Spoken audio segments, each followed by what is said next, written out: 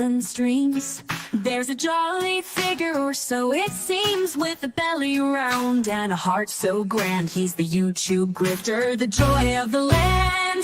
Oh, he's as fat as Santa, but he comes all year, bringing laughter, joy, and a bit of cheer. Not just once in December, but every single day. Our YouTube grifter in his own special way. He's got a knack for stories, both wild and true. With a twinkle in his eye, he'll entertain you. From baking fails to epic wins, he's the gift that keeps on giving. Let the fun begin. Oh, he's as fat as Santa, but he comes all year, bringing laughter, joy, and a bit of cheer. Not just once in December, but every single day. Our YouTube grifter in his own special way. He's got around your screens, and don't be shy. He's got a tale to tell and a pie in the sky. With every click and every view, he's spreading holiday spirit just for you. Oh, he's as fat as Santa, but he comes all year, bringing laughter, joy, and a bit of cheer. Not just once in December, but every single day. Our YouTube grifter in his own special way. So here's to the grifter, our digital friend. May his joy and laughter never end. With a ho, ho, ho, and a hearty cheer. Merry Christmas to all, and a Happy New Year.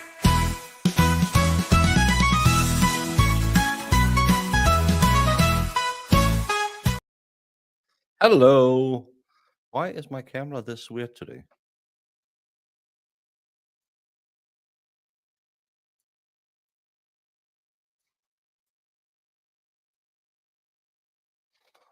I don't know why. I don't know. Well, it's going to be what it's going to be. Why did it?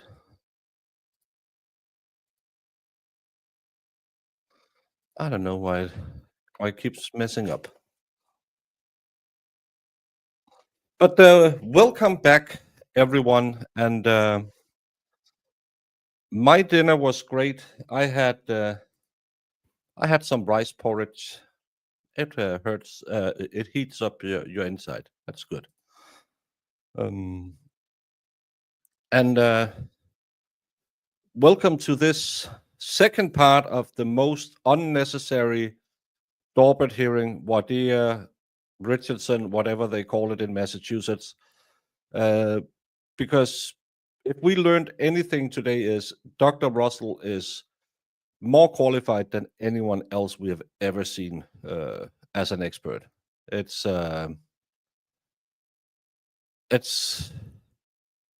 horrendous that this woman had to travel across the country and sit here and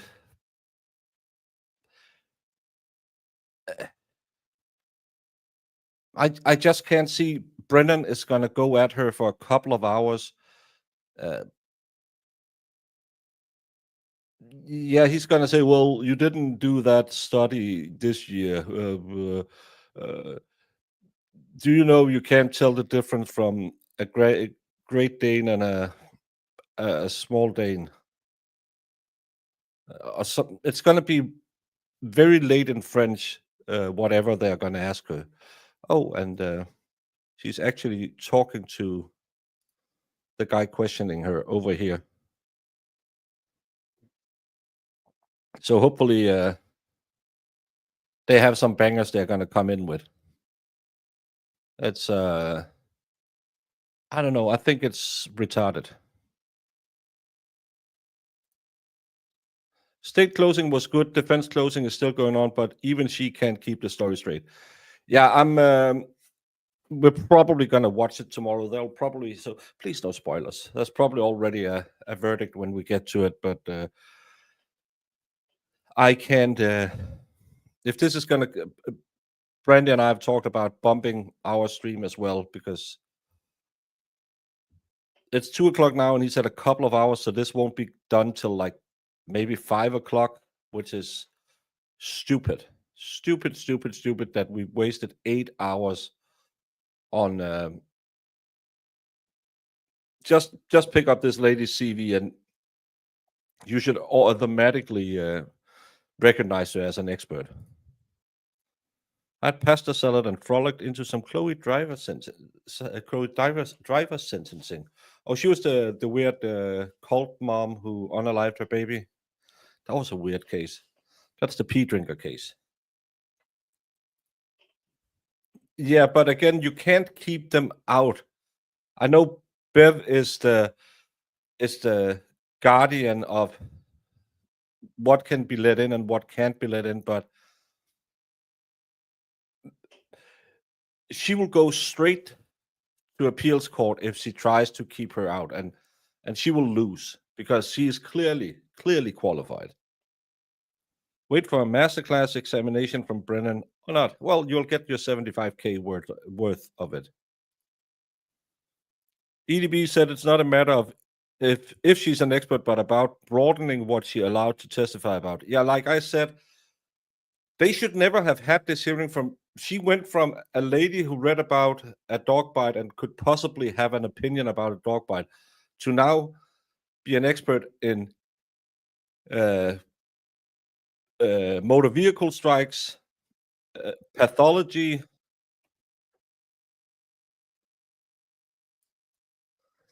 To she, she's clearly now going to fill a lot more, and she's good at what she's doing. Hey, Jemima. Oh, you can't see it now. I made a jar for you.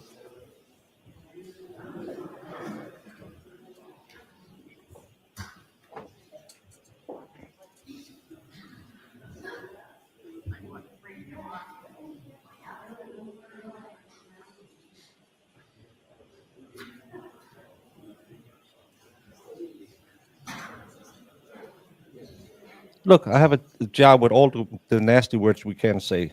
This is the worst.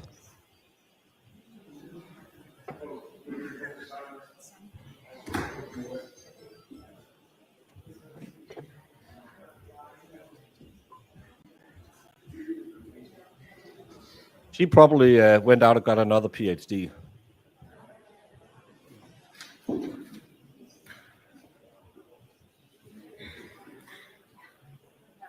Well, not if it's a police officer, because they automatically are seen as experts or something. Yeah. But this is just stupid. But I got a time down with the recovery addict for Saturday. It'll be in the normal Saturday slot. So 9 a.m. Eastern will be when we do our Creators for Christmas on Saturday. And I've been on with him on Runkle, so it's going to be nice to get to talk to him a little bit.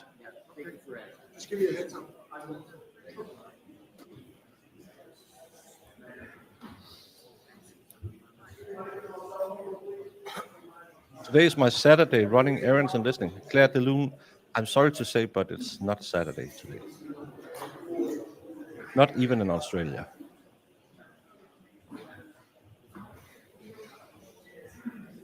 Love the closing statement of Dr. Russell. She's good. Well, we might get to the laughing lady.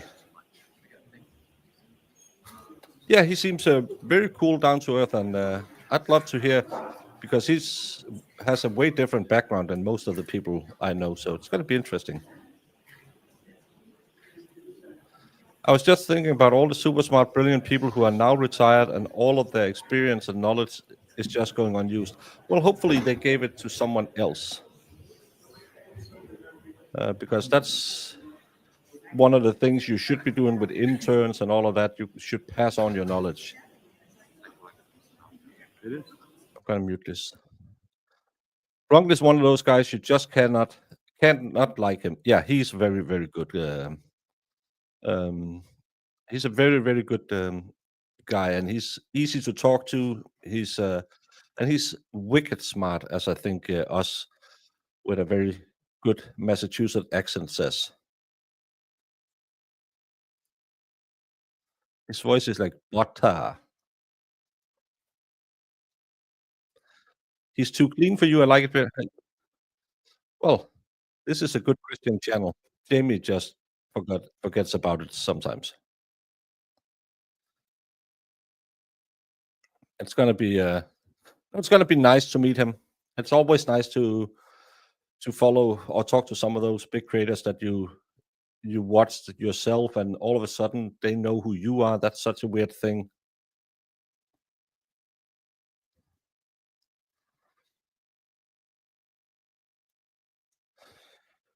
We're starting at 2 o'clock. Why are you never on time?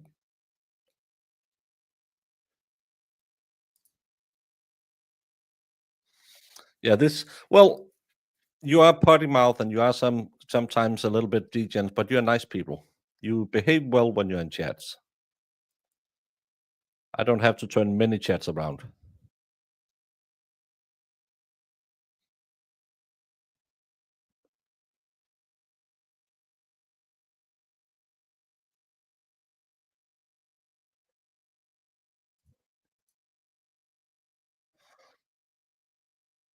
Yeah, and we want to see what the evidence she's talking about is. Jamie is having a work meeting. No, but everyone else should just catch a red eye because that's how you do it. Just do what I do. Blame Jamie.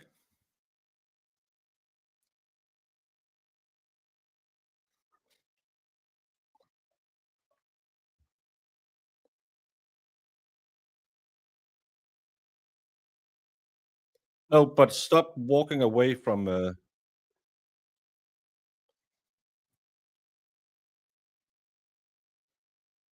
What did I do now?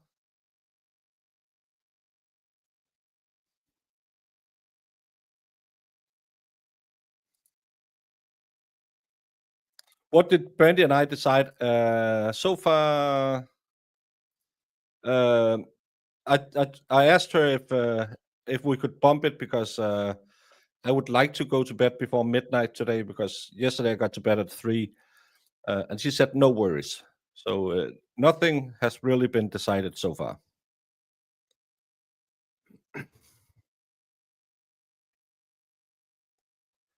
Why is this camera in like 200p? Probably because some connection issue somewhere. Because it looks fine in my end. Well, someone was asking me to start early this morning, but who's not here?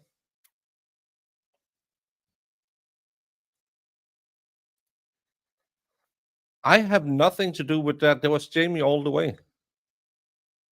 Why all the cops?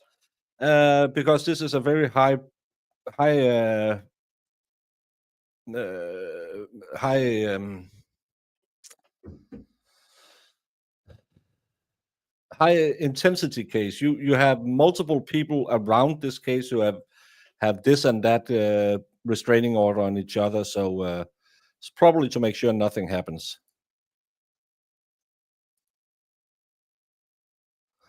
Well, the good part is he doesn't need the surgery. I have I done nothing wrong. Uh, yeah, I see Paul and his mother. I think I saw Scott McGinnis earlier. Aiden has gone home to pick up his kids, and Mr. O'Keefe,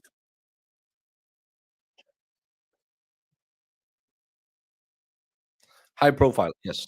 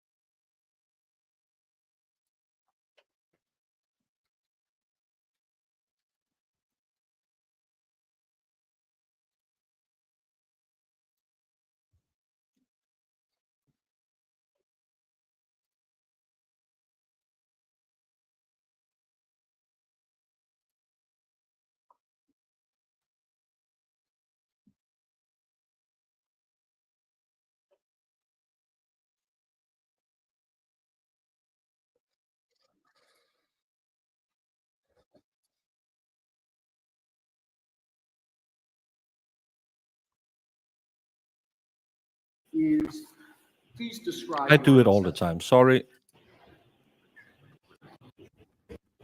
The witness.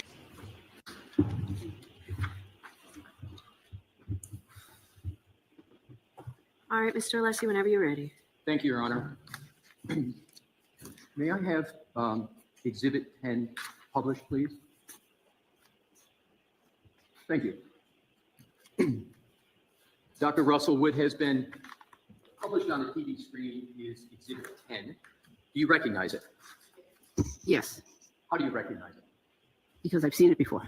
And please describe what it is. So it is a hoodie, a picture of a hoodie sweatshirt with multiple defects in the arm area. And have you assessed those multiple defects in the arm area? Yes, I've looked at them carefully. And what is, please describe your assessment. Well, there are multiple small holes in the fabric of the sweater in the arm. And I believe I said earlier 11, but it's a total of 11 for the whole shirt. So there are 9 holes here in the arm, and then in another section there's other holes. Does what is depicted on Exhibit 10 constitute a pattern in your judgment? Not specifically, no. What, if any, conclusions do you draw from Exhibit 10 pertinent to your testimony here today? Well, with that image, in conjunction with the picture of Mr. O'Keefe's right arm, my conclusion is that he was wearing that article of clothing when he was attacked. And how do you reach that conclusion? Well, again, the holes, the holes are rather small, which would correspond to holes created by a tooth, or in this case, maybe multiple teeth. And they are in the area of the arm, or the area of the body that corresponds with the wounds. Have you ever in your career, either as an emergency room physician or a forensic pathologist, ever had to assess wounds in which the victim was wearing clothing? Yes. How many times would you estimate that you had to, or that you did make an assessment of wounds when the victim was wearing clothing? Probably over 200 times because clothing examination is part of the examination conducted by the forensic pathologist in the Los Angeles County Medical Examiner's Office. And did you, in fact, as a forensic pathology in Los Angeles, make assessments of wounds in forensic pathology with regard to a victim that was wearing clothing? Yes. Did you ever make that assessment in connection with dog-inflicted wounds of any kind? No, I don't think so. Are you familiar with whether, or strike that. Did Dr. Scordi-Bello, in her her autopsy report, make any assessment of the clothing? Yeah. So I'm sustaining it. You can ask her differently. You can ask it differently. Okay. Dr. Russell, do you recall any discussion in the autopsy report about the assessment of the clothing that the deceased was wearing? I don't recall. If we showed you the autopsy report, would that potentially assist you in your recollection? Yes, do you have it with you still? Is I that- do. Go ahead and take a look Yeah, at it. thank you, Your Honor. Bless you. Thank you. Let me see. Is there a particular location you'd like me to? Your Honor, I'm not able to answer that question because I Okay. can predict what the response may be. So I So would just, like to. okay, but I- go ahead and take a Okay. look at it. And if you can't answer the question, you can't answer the Yeah, question. yeah, I do recall what she meant. She said that the body is clad with a pair of socks. Right. Did she make any other assessment of clothing in the autopsy report, particularly with the arm of a hoodie? Take your time.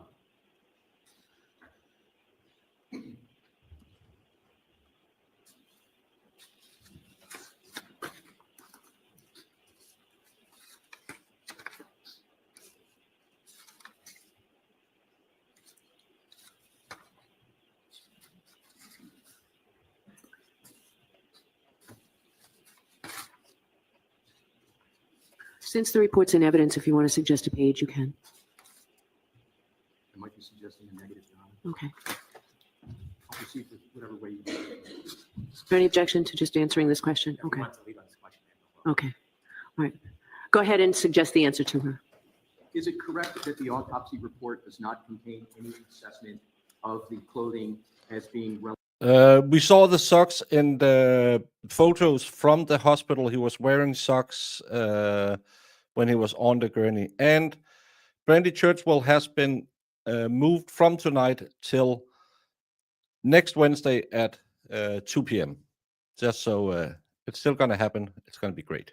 Relevant to a nature and source of the wound of the deceased? I reviewed the autopsy report very thoroughly, and I don't recall any description of this.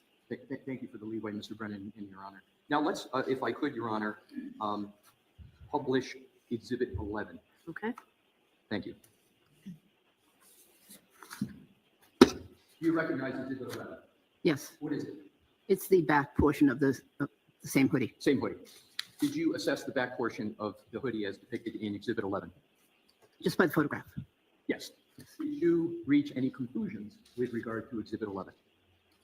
Nothing. Was there anything relevant that you determined from Exhibit 11? Not that I recall was significant. And was Exhibit 11, in your judgment, necessary, assessment of it necessary to render the opinions and conclusions you have testified to here today? Well, you should. I mean, the person should look at all the evidence, yes. Right. And so after having looked at Exhibit 11, what is your conclusion as to whether it informs the question of the nature and source of the injuries? It doesn't help. With regard to number Exhibit 12, Your Honor, if I may have Okay. that published. Do you recognize Exhibit 12? Yes. What is it? So this is a close-up of one of the holes that is on the right sleeve of that hoodie.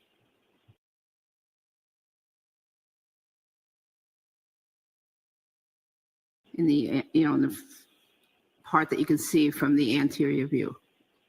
The anterior view, but is it the anterior or posterior of the arm? It could be it could be posterior because you only get it depends on how it's worn basically and how the material lies, way it's photographed.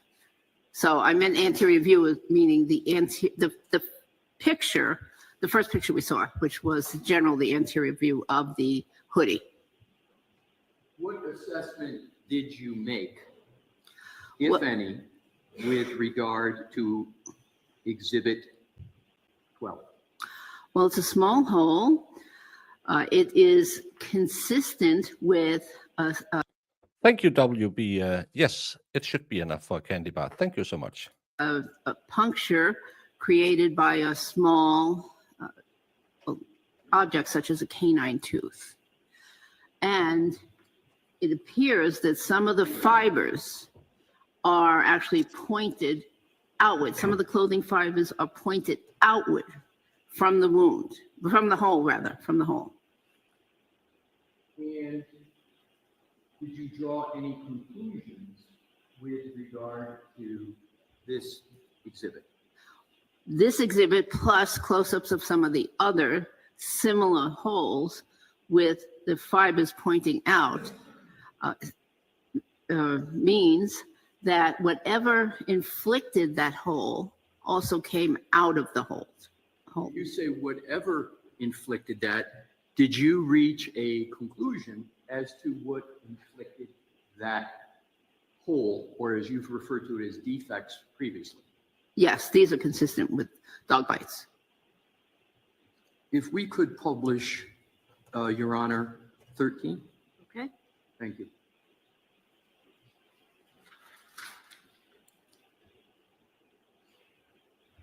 You recognize 13? This image? Yes. Yes, What is it? similar to the other. It's just, it's in a different location on the arm. Did you make an assessment of what is depicted in Exhibit 13? Yes, What assessment did you make? I believe this was inflicted by a dog tooth, a canine tooth. And again, the fibers are pointing outward. How did you make that assessment? How did you reach that conclusion? Well, it's generally small and round. So, and the canine teeth are the teeth that stick out the most when a dog bites. So this is consistent with a canine bite.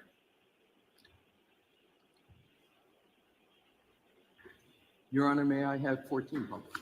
Yes. Same. Do you recognize what is depicted on Exhibit 14? Yes. What is it? It's a similar wound on the arm area of the hoodie, but this wound has hole, similar hole, except it's a little larger in one dimension, and given that cloth has some stretching capabilities, and there was movement between the victim and the dog, the stretch was caused by the tooth. How did you determine there was some movement with the victim and the dog? Because he was alive and when these were inflicted, and it is normal behavior to move, and also just the configuration of the wounds we discussed earlier, there was some movement around the elbow area. Your Honor, may I have 15 published? Yes. Thank you. Do you recognize what's depicted in Exhibit 15, Dr. Russell? Yes. How do you recognize it? Well, how do I recognize it? Because the clothing pattern is very similar to all the others. I saw this previously. And again, it is a picture of the sleeve of the hoodie. Which sleeve, right or left? Right sleeve. Please continue. Yeah, And and the Commonwealth is it going has a to hole. This hole ruin is themselves. longer than it is wide. And, but yet it still is consistent with a tooth entering through there. And what conclusions, if any, did you draw from what is depicted in Exhibit 13? That this was part of a dog bite. And just so the record is clear, are all of these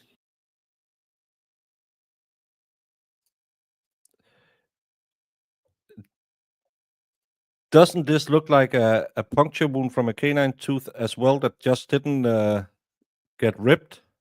And it looks like there's some blood around it. I don't know. Looks to me like there's something here. holes or defects, as you've referred to them as, in the hoodie, are they all on the right arm? Yes. Okay. So let's go to, or excuse me, Your Honor, may I have published Exhibit 15? Yes. Thank you.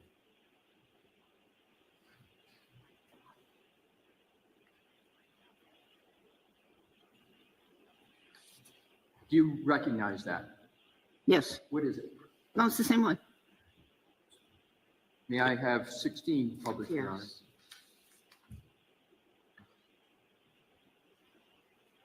Dr. Russell, do you recognize what's depicted as Exhibit 16? Yes. What is it? So it's two holes. Generally, I'm sorry to interrupt you, but you say there's two holes. Is there anything that is a marker on this picture that shows you that are two holes? very good. Yes, there are two holes, one labeled number 3, one labeled number 4. They're in close proximity to one another. And number 3 is round, number 4 is a little irregular, And, but generally round. thank you. And what assessment, if any, did you make with regard to what is depicted in Exhibit 16? I believe that this is consistent with 2 canine teeth penetrating the fabric, How do you reach that conclusion? because they're separate. Unfortunately, in that image, there's no ruler. I'm sorry, There's no ruler, no rule. no centimeters, a centimeter ruler in that particular image. But, Centimeter. but they're reasonably Superior close by, measurement. so They could be. And, Could be, inflicted by two canines Thank you. in the same bite. yes, thanks. And what conclusions, if any, did you reach with what is depicted in this exhibit? I think I just said it. Yeah. May I have published, Your Honor, 17? Yes. Thank you.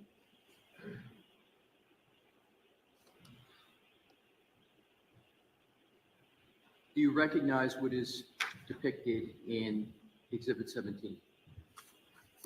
In this exhibit? Yes. Yes. What is it? Again, it's a close-up of the hoodie, the sleeve of the hoodie, and there's a defect in the fabric, and there's a label on it indicating it's number 4. And did you assess Exhibit 17 before today? Yes, I did. What conclusions, if any, did you reach with regard to what's depicted in Exhibit 17? I believe it's consistent with a puncture of the sweater. And did you reach any conclusions with regard to the cause of the puncture? Well, taken in totality with the other images, I believe that these are all the result of multiple dog bites. Your Honor, may I have published 18? Yes. Thank you. Do you recognize 18? Yes, What is it? it's another defect in the sleeve of that article of clothing. And if I could impose upon you, could you go back to 17, please? Your Honor, may I go back to 17 Yes. quickly? Thank you.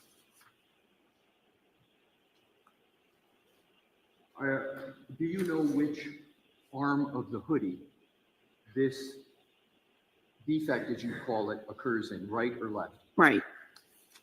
Your Honor, may I go now to 18? Yes. Thank you. Please continue with your assessment of what is depicted in 18. It's another defect of the arm, of In which the arm? right arm of the hoodie. And it's generally circular in configuration. This seems to be fabric fibers exiting the wound.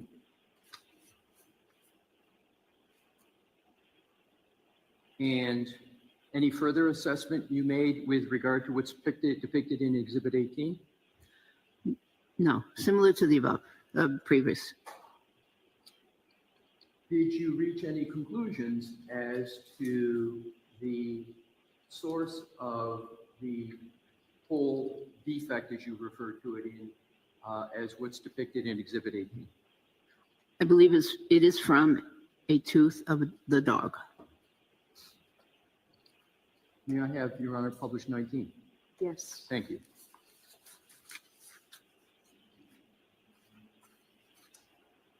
You recognize, Dr. Russell, what's depicted in Exhibit 19?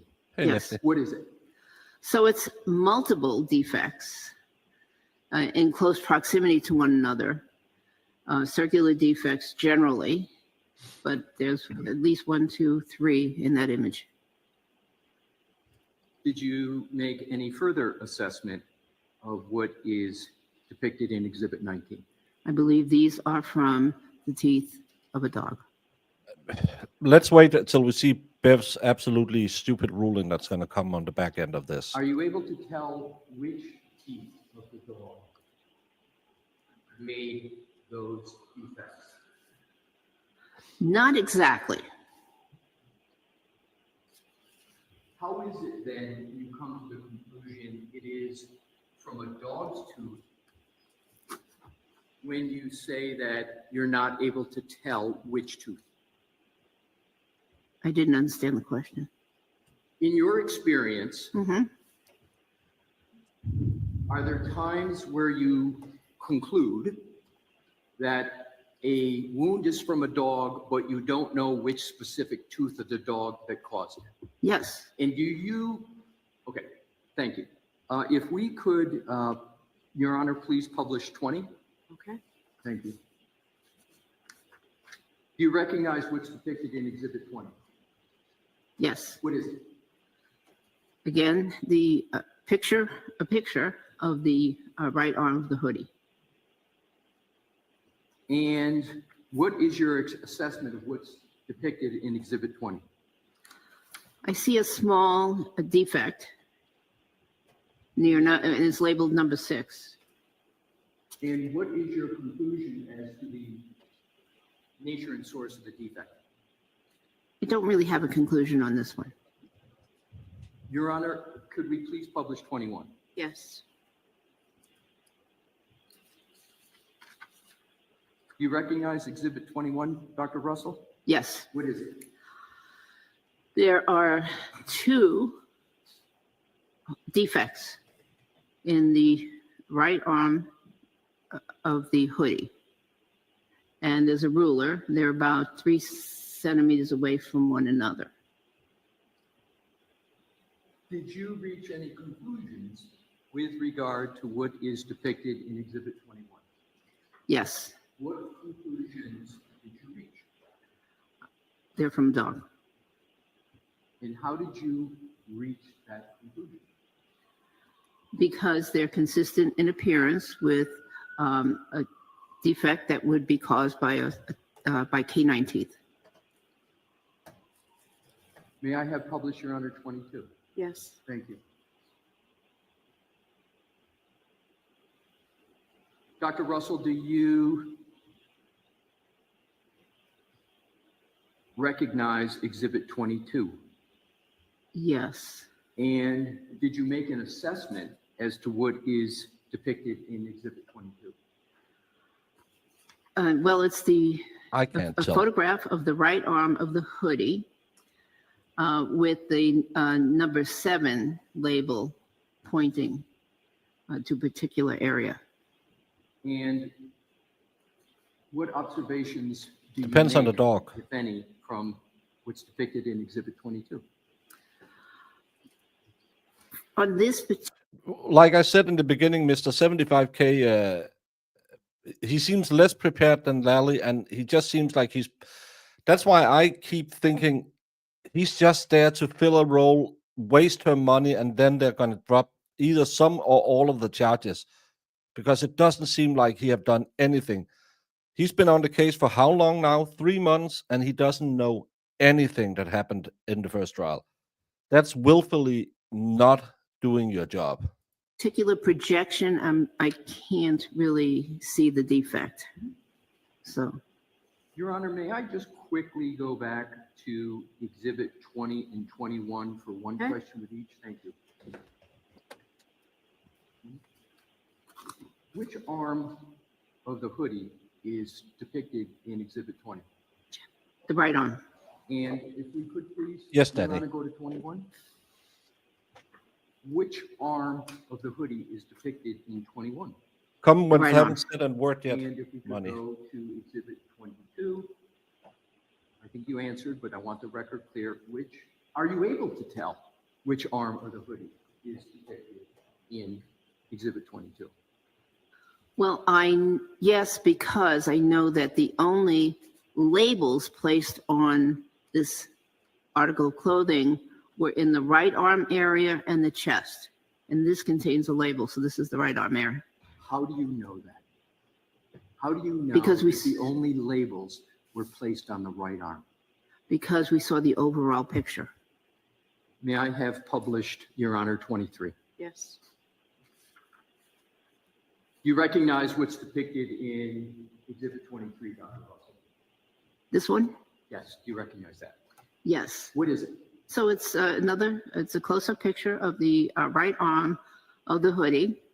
And there's a number 7, and number 7 is pointing to a defect, small defect, several millimeters in length on that fabric. How, if at all, does the ruler in these pictures contribute to your assessment of the defects in the clothing? Well, they give an overall measurement of the wound, of the holes, the defects, as they currently were when the photograph was taken. But we have to keep in mind that fabric stretches, and when it dries, it contracts. So that has to be kept in mind when making assessments. So the size right at the time that picture was taken could be different than when the injury was inflicted. Does the ruler help you at all in this photograph or any of the photographs we've seen in determining whether or not a given defect is from a dog? Yes, they do. How? Because there are several of them. The configuration of the collection of the defects are in a certain area, and actually it's an area that corresponds with the area of the decedent's arm where the injuries were. And they're significantly smaller than, for instance, what you would see in a gunshot wound. Your Honor, may I please have published 24? Sure. Thank you.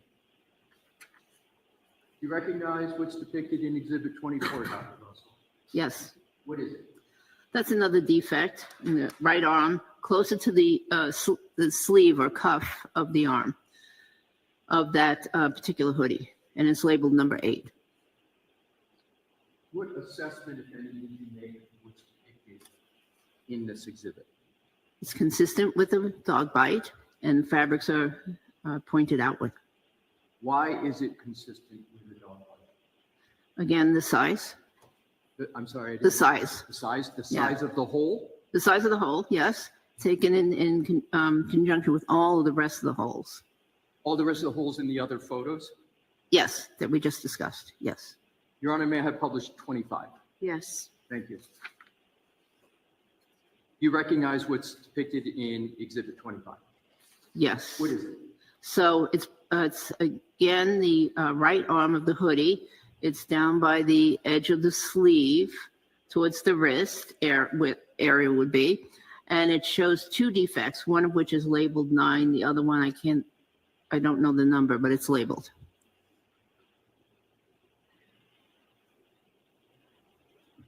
What conclusions, if any, did you reach with regard to what's depicted in Exhibit 25? Dog bites. How did you reach that conclusion? Again, those holes are consistent with the other holes on the sleeve. They are present on the right side of the body. Now I know, and one has to keep in mind that when someone is wearing an article of clothing, as the person moves, the clothing can move in relation to the arm. So even though that is the cuff area, we don't know exactly where it was on the arm when the bites were being inflicted. I don't know if that made sense. It did to me. Okay.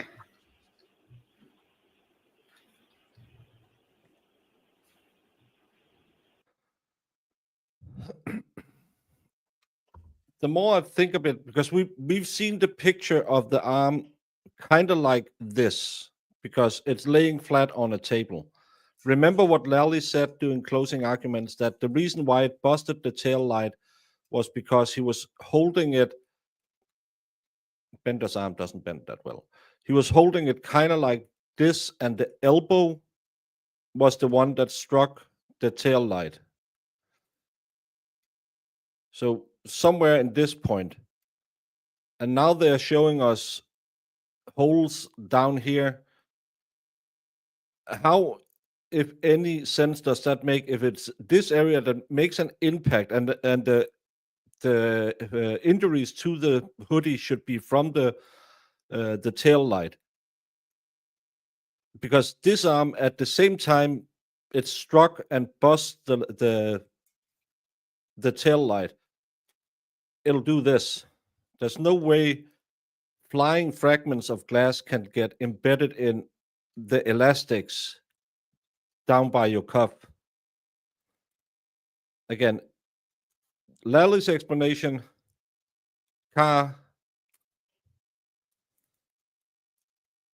Trooper Paul's explanation was his arm was outstretched and this part hit. That's why there's an indent near the rear wiper of the car. So it hit up here with being stretched, which would just put even more leverage to spin him around.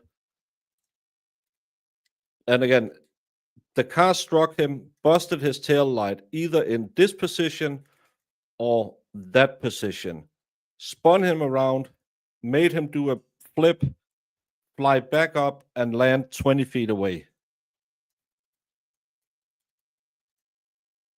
But how do you get injuries to the fabric? And it's elastic. It's a very, very strong piece of fabric compared to all the other parts of the hoodie. And well, I'm a baker with a painting doll. I don't know anything, but no matter if the arm was in a bent position, as Lally says, or in a straight position, as Trooper Paul says, how do you generate enough force that small plastic shards go into the elastic part down here while the arm is being flung around? Because again, it's 6,000 pounds that hit him. It'll be going like this. And I know physics doesn't matter in Canton, but glass from the point of impact with an arm being forced away will never move fast enough to catch up with a part of the arm that wasn't. You could probably say somewhere around here, if it really shattered the tail light, you could have some injuries or some holes around this area where it got in contact with the light itself.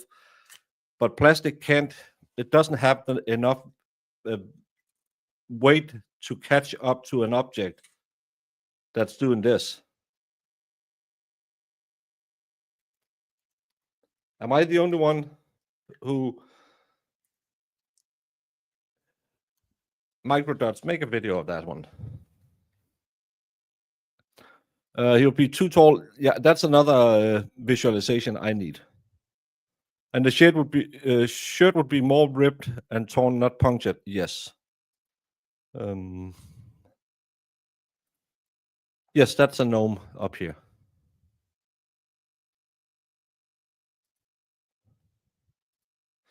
Yeah.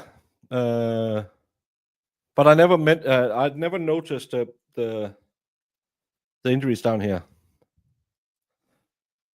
All of that too. Yes. Yeah, and shards are not perfectly. Well, I saw someone trying to say, well, it's the same. There's no DNA or blood on any of the plastic, even though it's laying in the rain. We have seen enough cases to know residue will get stuck because when plastic is a composite material. So even though when you see a shard of glass that may look like it's in that shape, if you blew it up, it would have been something like, that's what it really looks like.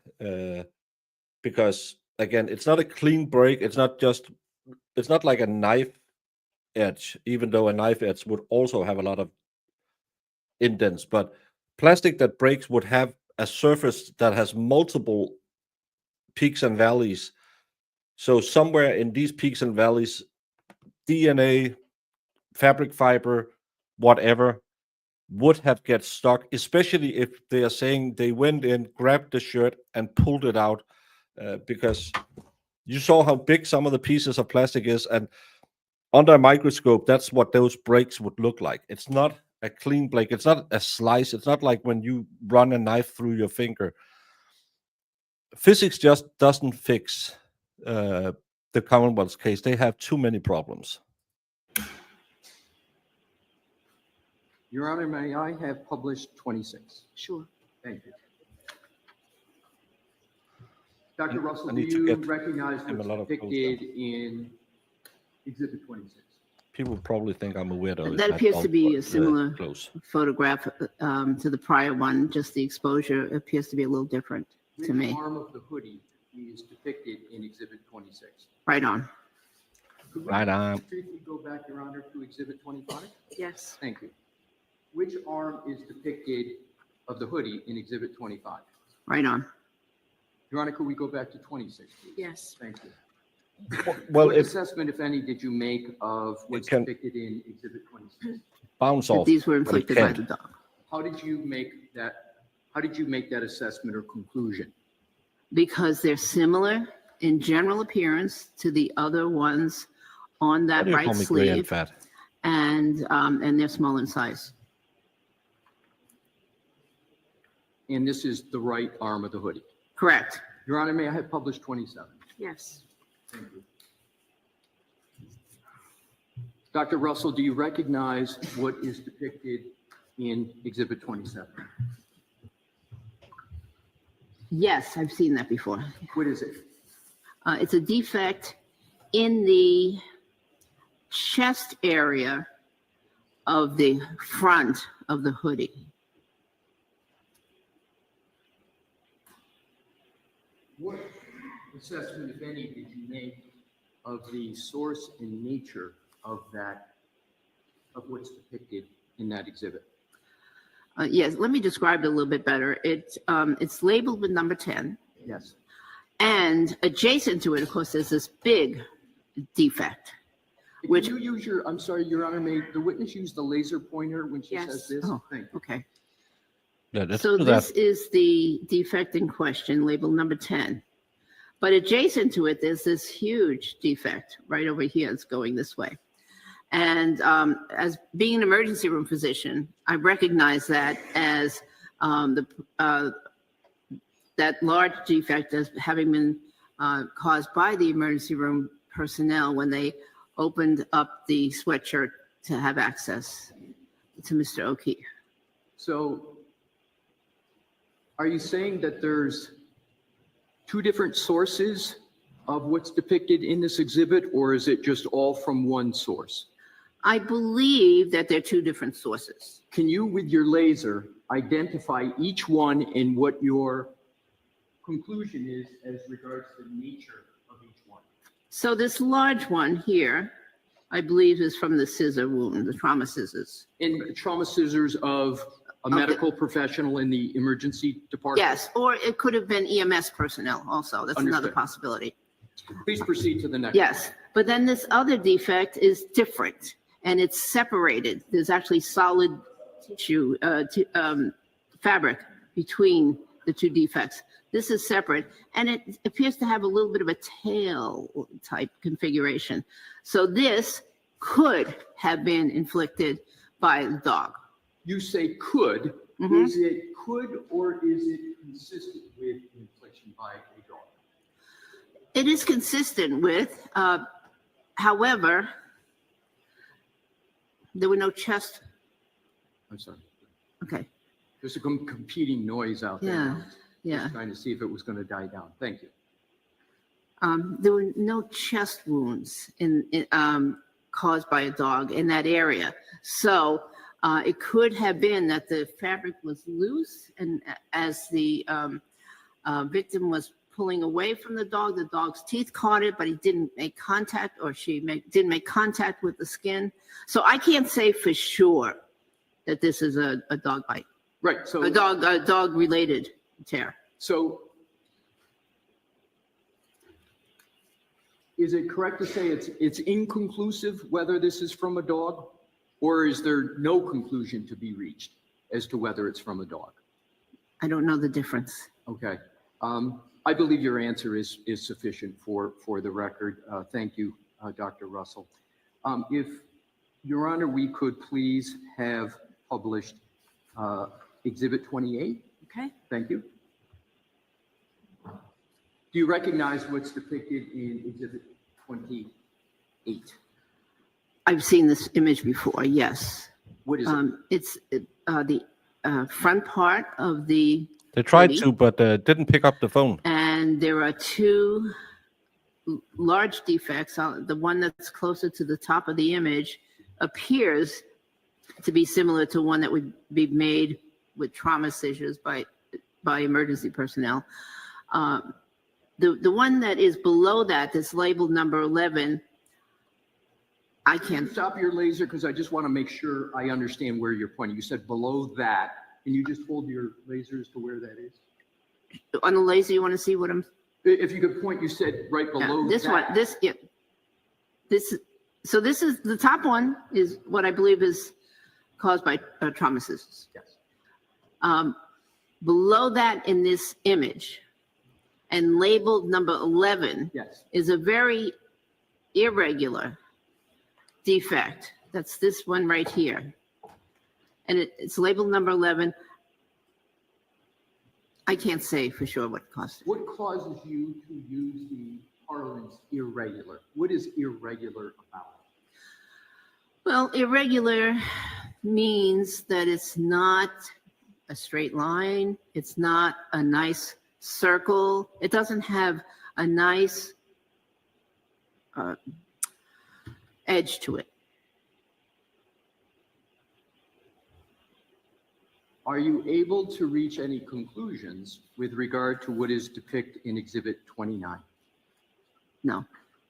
Your Honor, if I could have published Exhibit 30. Okay. Thank you.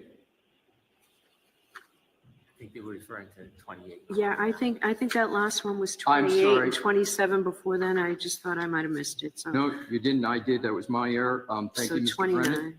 29. I believe we are now on 29. It appears 29 is up, Your Honor. May I proceed? Again, I never really looked into so much of that. I only watched the arm. I wasn't focused on all the other stuff. Now he has tears here. It looks like it's down here because there's the big fat. Again, impact, but it rips the shirt down here because the car impacts him, continues going. He gets flung somewhere. How I've said this when the trial was going on. How is this still a case? Yes. Thank you. Dr. Russell, do you recognize what's depicted in Exhibit 29? Yes. What is it? It's an area of the front of the hoodie that is in the front, the interior of the hoodie, and has two labels showing two different defects, 12 and 13. What assessment, if any, did you make with regard to what is associated with number 12? Number 12 is a long defect, and by itself, I can't make any assessment. Can you But- make it- I'm sorry. Yeah, and another Yeah, 75K for the. But next to, adjacent to number Commonwealth. 13, which is another defect that's much smaller, the two of them in combination are suggestive of teeth marks. Can you put your laser up and down? You said 2. I think I understand. Yeah, what so you mean. There's 1, Yes, and then where's 2? right here. Understood. And why do you believe it's suggestive of dog teeth marks? Well, dogs have multiple teeth, and so multiple teeth can cause individual defects, and the fact that there are two defects in close proximity to one another and oriented in the same direction makes me consider that it's possible that they were caused by teeth. And are you able to determine a more specific location of where this is on the hoodie? I might be wrong. I think it's the.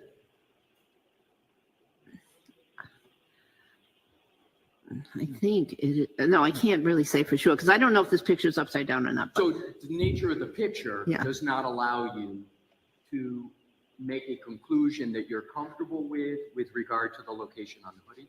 Yeah. I'm not sure there's a bigger dog Objection out there. sustained to the form. Understood. Are you able to reach a conclusion with regard to what part of the hoodie is depicted with reference to the 12 and 13 on this exhibit? Not from this image only. Yes, you can, because as you can clearly see, the big ripped bottom part of the hoodie is here. This is the elastic at the waist. You can clearly tell this is the waist part of the hoodie. Then you just have to figure out if it's front or back. So I am smarter than Dr. Russell. In combination with any other image, are you able to reach a conclusion as to what part of the hoodie is depicted by 12 and 13? If we went back to the overall picture, I could try. Do we need this answer from her? We do not, Your Honor. Okay, I was actually going to the next one. Thank you. Okay, thank you. Your Honor, may I have published 30? Yes. Thank you. You recognize what's depicted in Exhibit 30? So this is a close-up of the previous picture of the anterior portion of the hoodie. Previous picture meaning Exhibit 29, the one we were just looking at? Yes. Thank you. And how can you determine that from what's depicted in Exhibit 30? Well, because there are two defects that are close together. They're labeled 12 and 13. And unfortunately, the ruler covers one part of one of them, but still I can see enough of it. And what's your assessment of what's depicted in Exhibit 30? They are consistent with being caused by a dog teeth. How do you reach that conclusion? Because they're oriented in the same direction I think so too. and they're close by. What do you mean by they're with the laser? What do you mean they're oriented in the same direction? So they're going, this 12 is going up and down in this image, and so is 13. And why is that notable to you in reaching your conclusion? Well, the teeth in causing a defect would tear along the same plane, the same, they'd make tears in parallel. That's same direction. Any other assessment you make of what's depicted in 30? No. Your Honor, may we publish 32? Okay. Thank you, Your Honor. Do you recognize what's depicted in Exhibit 32? Yes. What is it? This is a wound, a partially healed avulsion wound of a person's hand between the thumb and the index finger. Do you have knowledge of Yes. whose hand that is that's depicted in Exhibit 32? I do. What is the person, do you know the name of the person's hand who's depicted in Exhibit 32? I think it was Lisa, not Lisa. Do you have knowledge of how that wound occurred? Yes, How do you have knowledge of how that wound occurred? because I read a report regarding No. a dog bite incident. And what did you learn from reading that report about what is depicted in Exhibit 32? That a dog named Chloe attacked another dog, and in the process, the woman whose hand that was bitten by Chloe. Can you describe what is shown with regard to Exhibit 32 in relation to dog Chloe? Well, this is a partially healed avulsion laceration. From your experience, well, have you seen these types of avulsion wounds either as an emergency room physician and/or a pathologist in your 30-plus years of practice? I've seen them not infrequently in the emergency room. Did you say not infrequently? That's correct. Is that another way of saying you've seen it frequently? I've seen them many times in the emergency department. Is this a wound of someone who is antemortem or postmortem, or are they alive? This person's alive. This is an ante-mortem wound, and it shows many, many days of healing, maybe even much longer. How can you tell that what is depicted in that exhibit, that wound, has, as you described, should it, just stay at the many, microphone. many days of healing? That might take years of medical school to explain, but there's the edges. First of all, it's not bleeding. Second of all, there's what we call granulation tissue in the wound. What is that granulation? Well, that's tissue that the body builds up. Oh, yes. Oh, yes. So first of all, this most likely did not appear like this when it was first inflicted. What happened was the flap, there's a flap here. That skin was over here to begin with. But then what happened is that it became detached, and that's called an avulsion wound, where a piece of skin is detached, but not completely. So it still remained intact down here. Now, that area in between, so that, of course, skin contracts as it dries, and that area between here and there heals. The body heals itself, tries to close itself off, so it builds up this. I was just about to ask that question when I heard her. Bev is less, maybe she had a few White Claws for breakfast and dinner and snack, but she seems more mellow now and seems to have warmed up to this person. I think she knows that she has all the expertise, but watching 8 weeks of the Judge Bev, I still believe she'll find some stupid excuse. What is called granulation tissue, which is basically new tissue to cover the defect so that infection doesn't set in. And that takes weeks, usually. What is it that takes weeks? That healing, that extent of healing. And so is that wound the same as when it was initially made, or is it different from when the wound was initially made? Very different. How is it very different from when the wound was initially made? When it was initially made, this edge here would be sharper. Right now, you can see there's rolled up tissue here, what appears to be rolled, and that's because it's healing. So this would have been sharper, and the tissue down in here would have been bleeding, or it would have had a crust if the bleeding dried. Are you able, from this Exhibit 30, to give a range of when this wound was first made in terms of days or weeks? Well, I think I did already. I think that it was at least weeks. At least weeks? Already, thank you. We can remove that, thank you very much. Dr. Russell, today you have given various assessments and opinions. Have those assessments and opinions been based upon, among other things, your 30-plus years as an emergency medicine physician? Yes.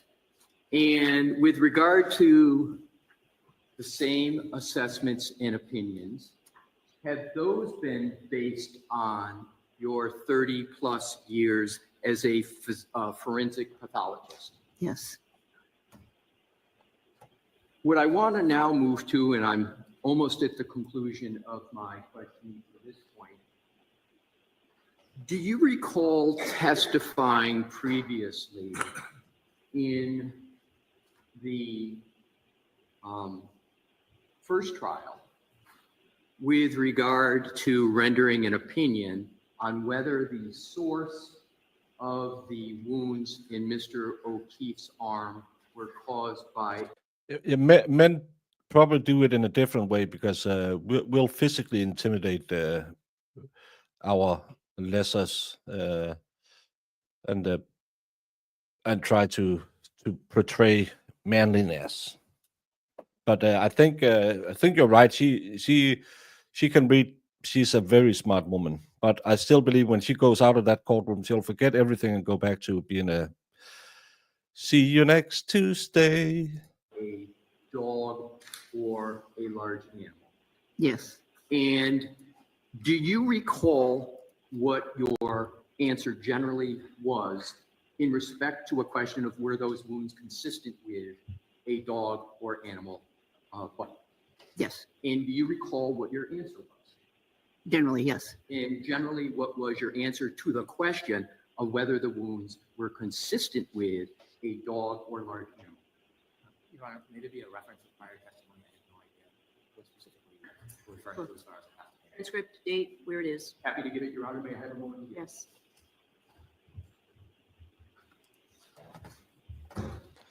Bum, ba-dum, bum, bum.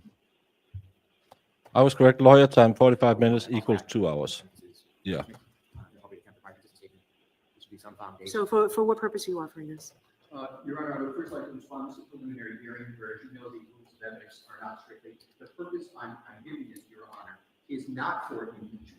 It's exactly for her to state, and if you would allow, Honor would allow me to connect up with the questions, it will allow her to state with regard to her testimony today, whether or not the opinion she has formed previously is the same opinion as she has formed. Is it the same? Okay, so why don't you ask her what her opinion is today? Yes. And then just ask her whether it was any different than before. You can pull the page up if you have it.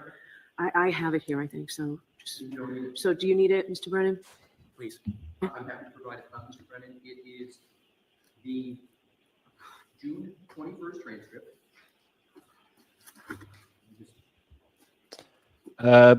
He want to know why he's going to ask a question about her previous testimony.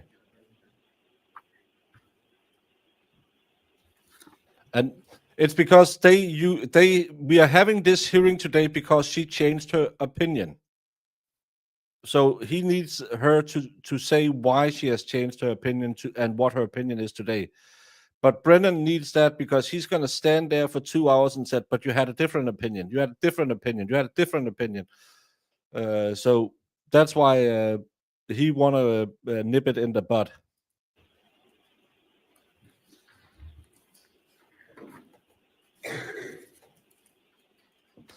Yes. And even though we want to say that we are not anyway like that because we have evolved, no, it's the same as it was when we was running around on the savannah. We don't know yet, Brandon.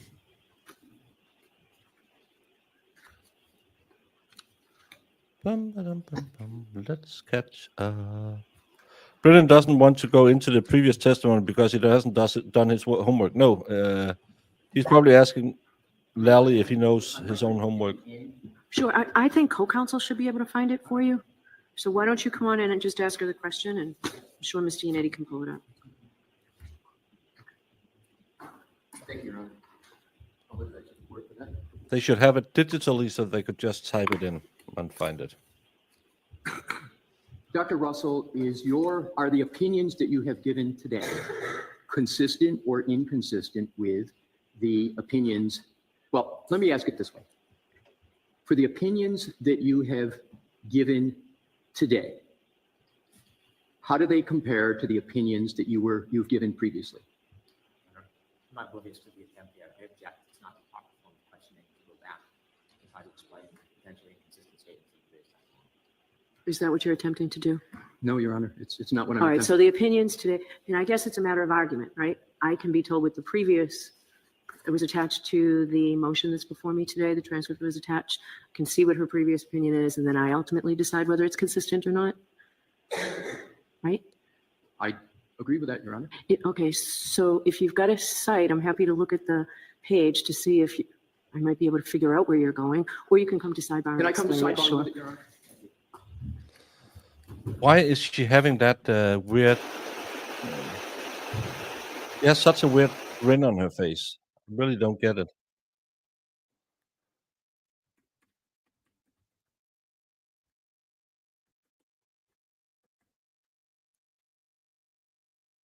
And unmute.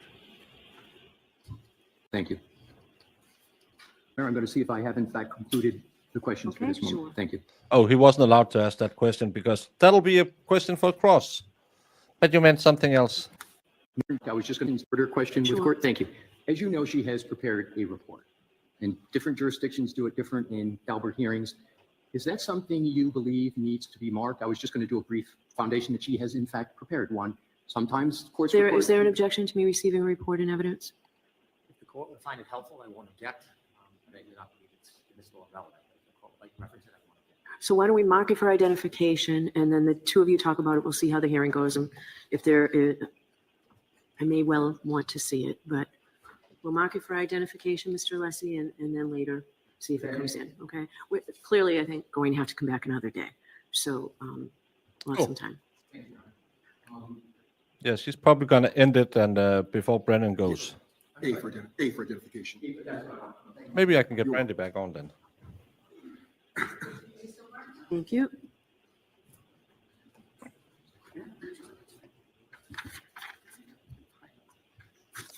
Why shouldn't we have Brandy back on? She's sweet. Do you need it? Yeah. You got Lally there. Yes. I am handing you, Dr. Russell, what has been marked as Exhibit A for identification. Unlike the other exhibits, it is not yet. Not yet. Do you recognize Exhibit A? Yes, What is it? it's the report that I wrote. How many pages is that report?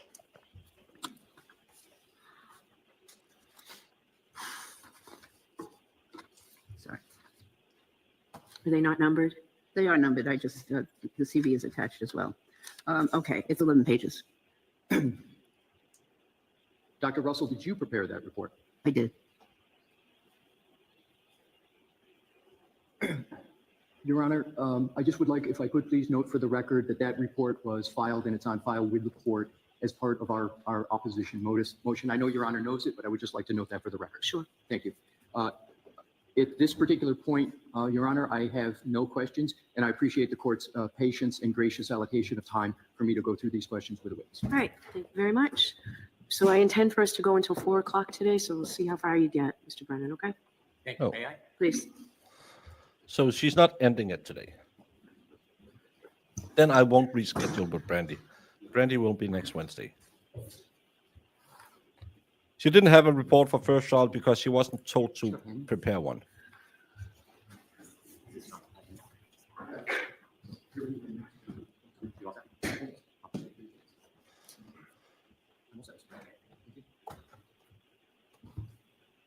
Good afternoon, Dr. Russell. Good afternoon. My name's Hank Brennan. We haven't had the pleasure of meeting before. Good afternoon, Mr. Brennan.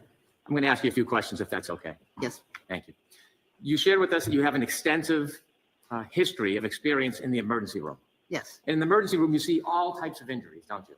yes, You see physical injuries, yes? Yes. Emotional injuries, yes, people who overdose, perhaps they're drunk on drugs, yes, alcohol. yes, So you cover a wide array of different types of treatments. yes, Now, you must have seen a number of broken bones when you were in the emergency room caring for different patients, correct? thousands. Arms, legs, toes. Yes. In light of your extensive experience in the emergency room, and looking at all of these broken bones, that doesn't make you an expert in orthopedics, does it? Emergency orthopedics, yes. Have you ever been qualified as an expert in orthopedics? No, I've Isn't never. orthopedics a specialty in medicine where there is specific training? Yes. And people who become orthopedics or orthopedic surgeons, they go through rigorous education. Oh, but there's no broken bones in this case other than after the attempted resuscitation and just the first one to the jar. His voice is annoying. He sounds like a Muppet. Specifically to be an orthopedic, right? Well, orthopedics involves more than just setting fractures or diagnosing fractures. Orthopedics involves things like bone tumors, bone cancers, a lot of other parts of orthopedics, not just trauma. I am an expert in emergency orthopedics, I believe. So you have decided that you are an expert in orthopedics? Emergency orthopedics. Emergency orthopedics, is that a specialty that you get a fellowship in, or somehow you are deemed an expert in any way? It's not a specialty that has a fellowship that I'm aware of. I see. So you are proclaiming that you yourself think that you're an emergency room orthopedic. I have expertise in emergency orthopedics, yes. Are you an expert in orthopedics? The whole This is such a stupid. Oh, I'm gonna hate this guy. She says, I'm not an expert in orthopedics, but you claim you're an expert in orthopedics. No.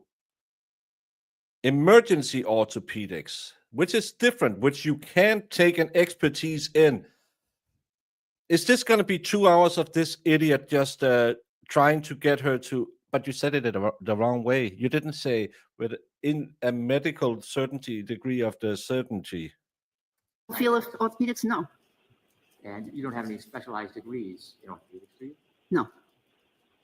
But You what would the- agree that somebody Why are we talking orthopedics? Is that anything else than bones? There's no bones in this case other than a small crack to the sternum, if I remember everything correctly. Is it to say, well, you wouldn't know if bones break when impacted by cars? That's emergency trauma care. She would know about that.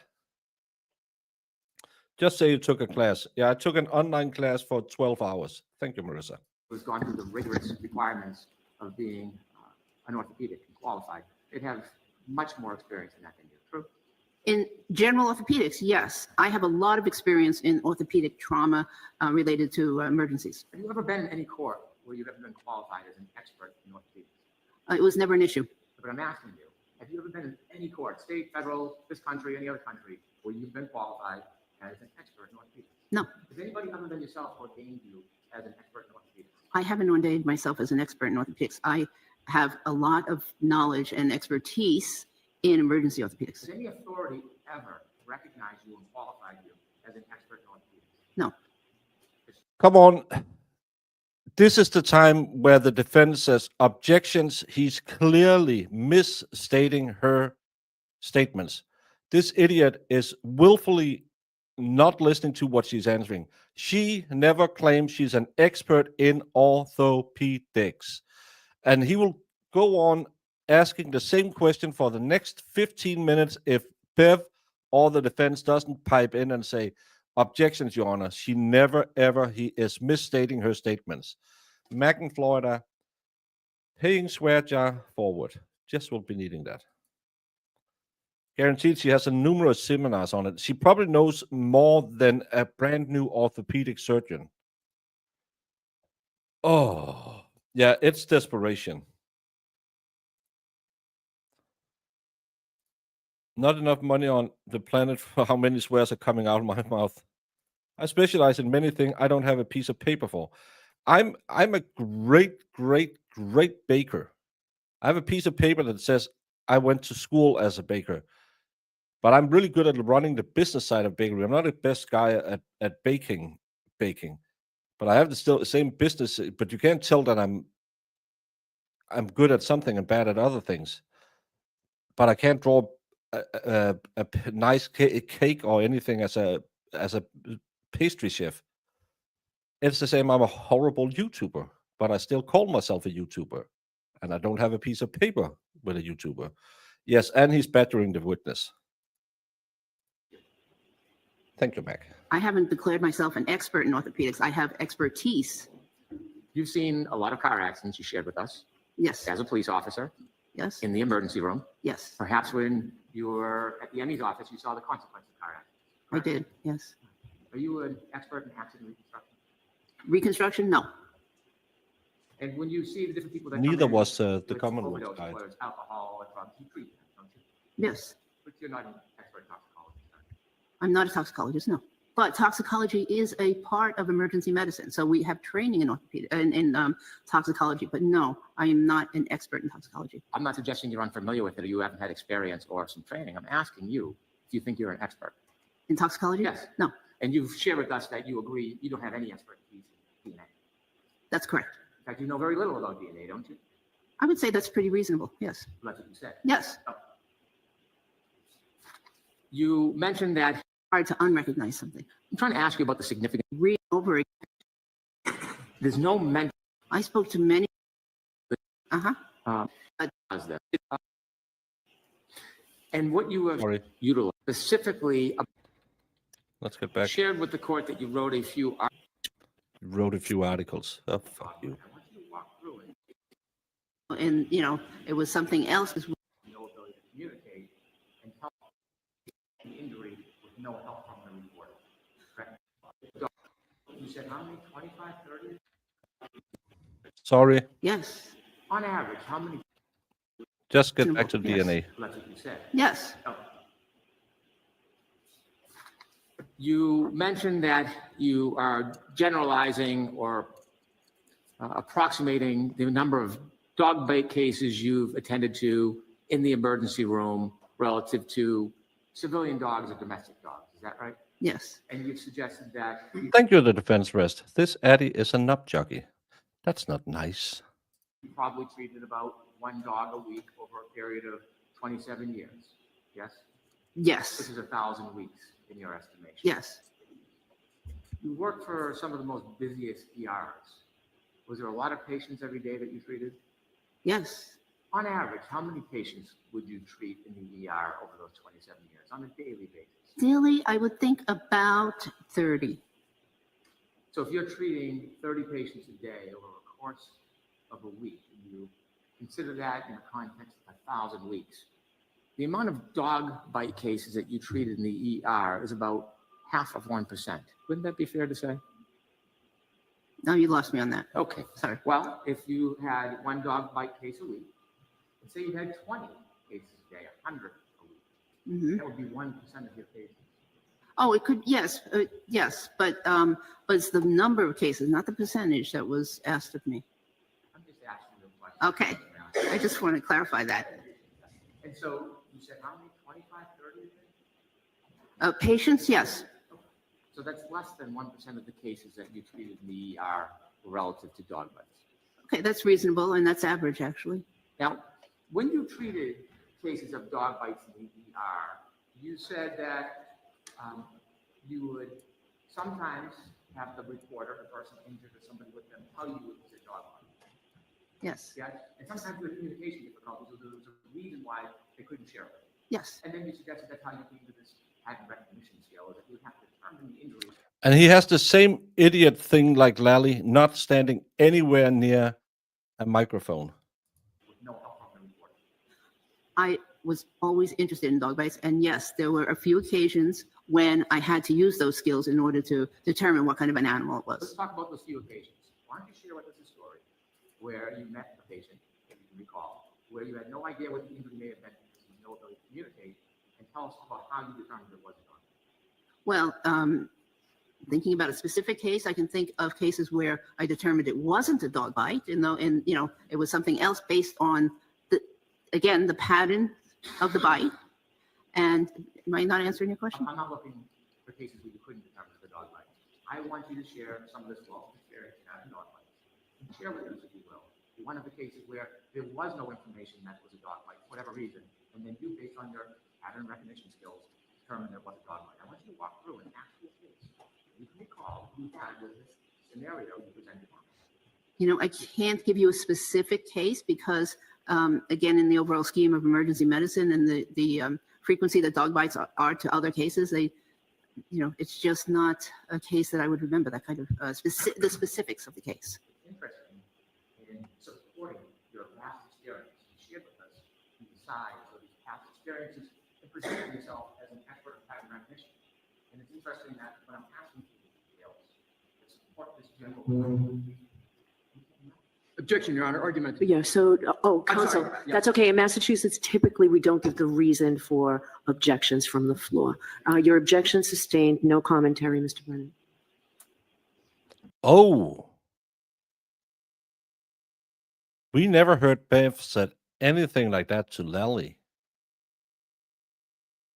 No commentary. Lally was allowed to just move on, move on, move on. It's like when Celestial was peppering me with tech questions. You know damn well I can't use a phone and I wouldn't pretend to be an expert. No, Brandon isn't an expert in modding. Let's just say that. Even though he has been a mod for over a year. You shared with the court that you wrote a few articles that had to do with dog bites. Co-authored, yes, Can I ask you some questions about those? absolutely. A few articles. How many have you written, you pillock? Thank you. Now, the first one I want to talk about is law enforcement canine dog bites. Do you remember that article? Yes, And that had to do with what you refer to as law enforcement dogs or canines. yes, In that article, you talk specifically about a technique that you believe law enforcement or canine dogs utilize, which is bite and hold. yes, And what you have suggested is that the bite and hold technique is different than typically a domestic dog or a civilian dog, yes, because it's a trained learning for the dog, correct? yes, There are certain injuries you would expect from a canine dog using a bite and hold technique. yes. When you wrote this or co-authored this article, you didn't actually sit down with people who had wounds and compare the wounds to the dog that caused them, did you? To the actual dog? Yes. I didn't, but okay, I didn't. Just want to know if you did. No. Okay. And when you look at these different cases, Uh-huh. There was 700 cases. This was what you called or the authors called a retrospective analysis. Correct. That means you were looking back at old files. Yes, but I participated in some of those files. We were just looking back at the data from those files. I participated in the care of some of those patients. I understand. Okay. And so when you went through the files, you didn't have the opportunity then to follow up and speak to any of the participants or the injured victims, did you? I spoke to many of the victims while I was treating them. When you decided to write this article, did you go back and speak to anybody? No, There's no mention in this article about pattern recognition in any way. That's not what this article is about. But no, that's not what the article's about. it's about something entirely different. Pattern recognition has Yeah, nothing to do with that article. Hey, Squid Pro Crow fans, welcome, welcome, welcome. And thank you, Squid. Pattern recognition has nothing to do with what she was writing about. You didn't listen to what she said. Pattern recognition is experience over time, so you recognize what type of injuries you're seeing. If you are a dentist who treats a lot of boxers and you get an old guy in who loses his molars or they are starting to disintegrate, you'll probably say, oh, did you used to be in a fighting sport? Because it ruins your teeth. Because you have pattern recognition. You've seen it before. You can use your knowledge. It's the same. I can take a piece of dough and I can squeeze it and I can feel if it has enough gluten in it, because it's a pattern recognition thing. He's misstating everything she talked about. Welcome all squitters. Haven't seen Tamify yet. No. Haven't seen Jar either in a second. Pattern recognition skills. Yes? That's correct. I recognized the patterns because I saw the wounds and I saw the injuries and I saw them over and over and over again. And Yeah, cauliflower ears. Oh, you must have been a wrestler. Because that's when the cartilage in your ears, because when you wrestle, it bunches up, so you get a cauliflower ear.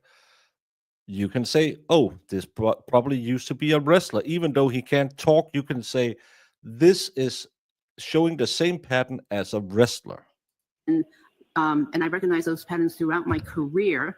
And so it's hard to unrecognize something. I'm trying to ask you about the significance of your study, because Okay. this is actually something that you published. Yes. And I'm trying to determine, or I want you to be able to discuss the relevancy of this article to what you're testifying today. So the really narrow question I have for you is, in this study, it had nothing to do with trying to engage in pattern recognition. The purpose of the study was not to teach people pattern recognition. It was to alert them to the dangers of this different type of dog bite so that they weren't undertreating them. But in the process of seeing all those patients, I developed the pattern recognition. Okay. And so there was another article, Managing Law Enforcement Canine Dog Bites in the Emergency Department. Yes, Now that only comprised of 4 cases, yes? it was a case description. Of 4 cases. Yes, And do you know, most studies usually include over 30 cases? it's not a study.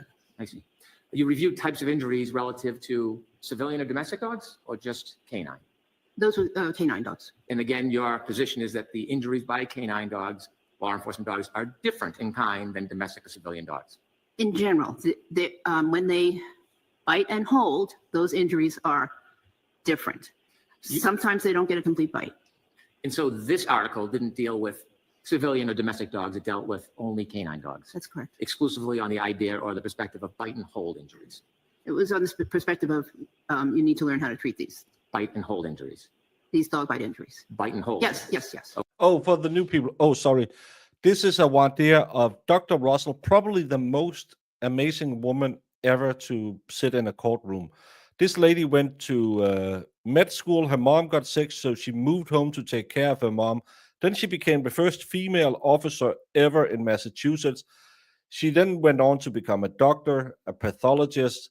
She was the head pathologist in Los Angeles. She was leading the medical units in prison in Los Angeles. This woman, if Elon Musk calls her up and say, hey, you want to go to Mars, she will be trained as an astronaut in a week. She is the most impressive witness ever. We're having a stupid Voir Dire because the state believes that she's not an expert. She has a CV that took us 2 hours to get through. Do I need a 512 gigabyte phone? Baker will take you on a date if you have a good answer.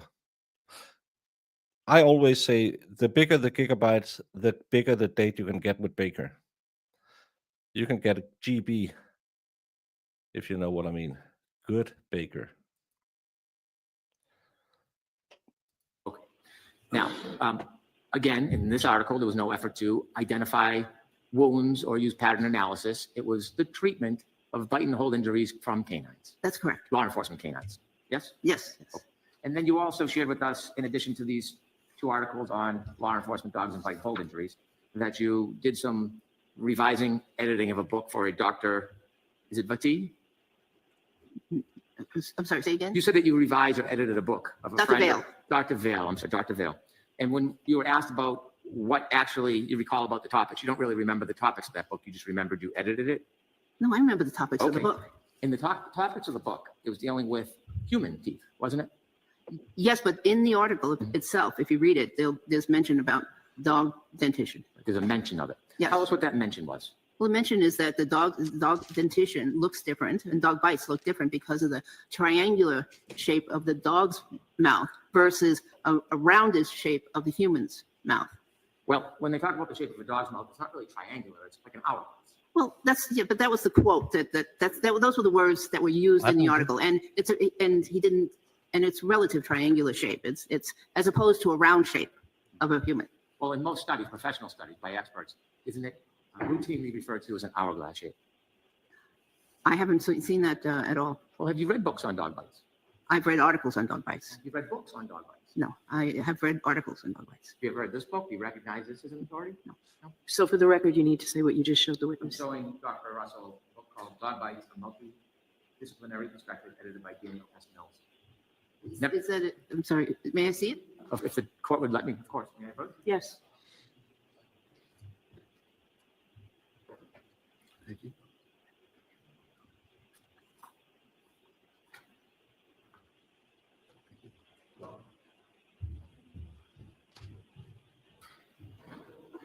Thank you.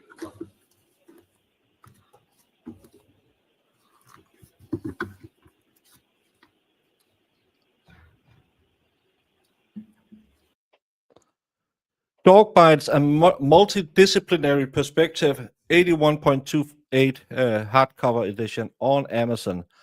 The issue of dog bites and dog aggression directed at humans is frequently in the media. However, scientific research and evidence on the subject is scattered and sparse.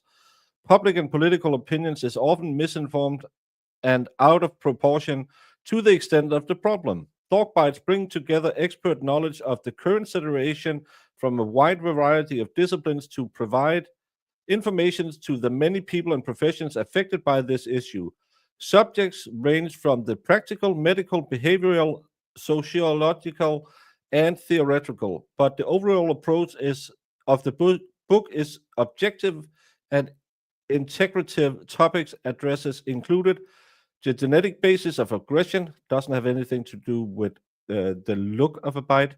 The public image of aggressive dogs doesn't have anything to do with bites. Bite statistics, again, I don't know if it's a picture book. Risk factors, the forensic and surgical aspects of dog bites. Oh, that could be useful.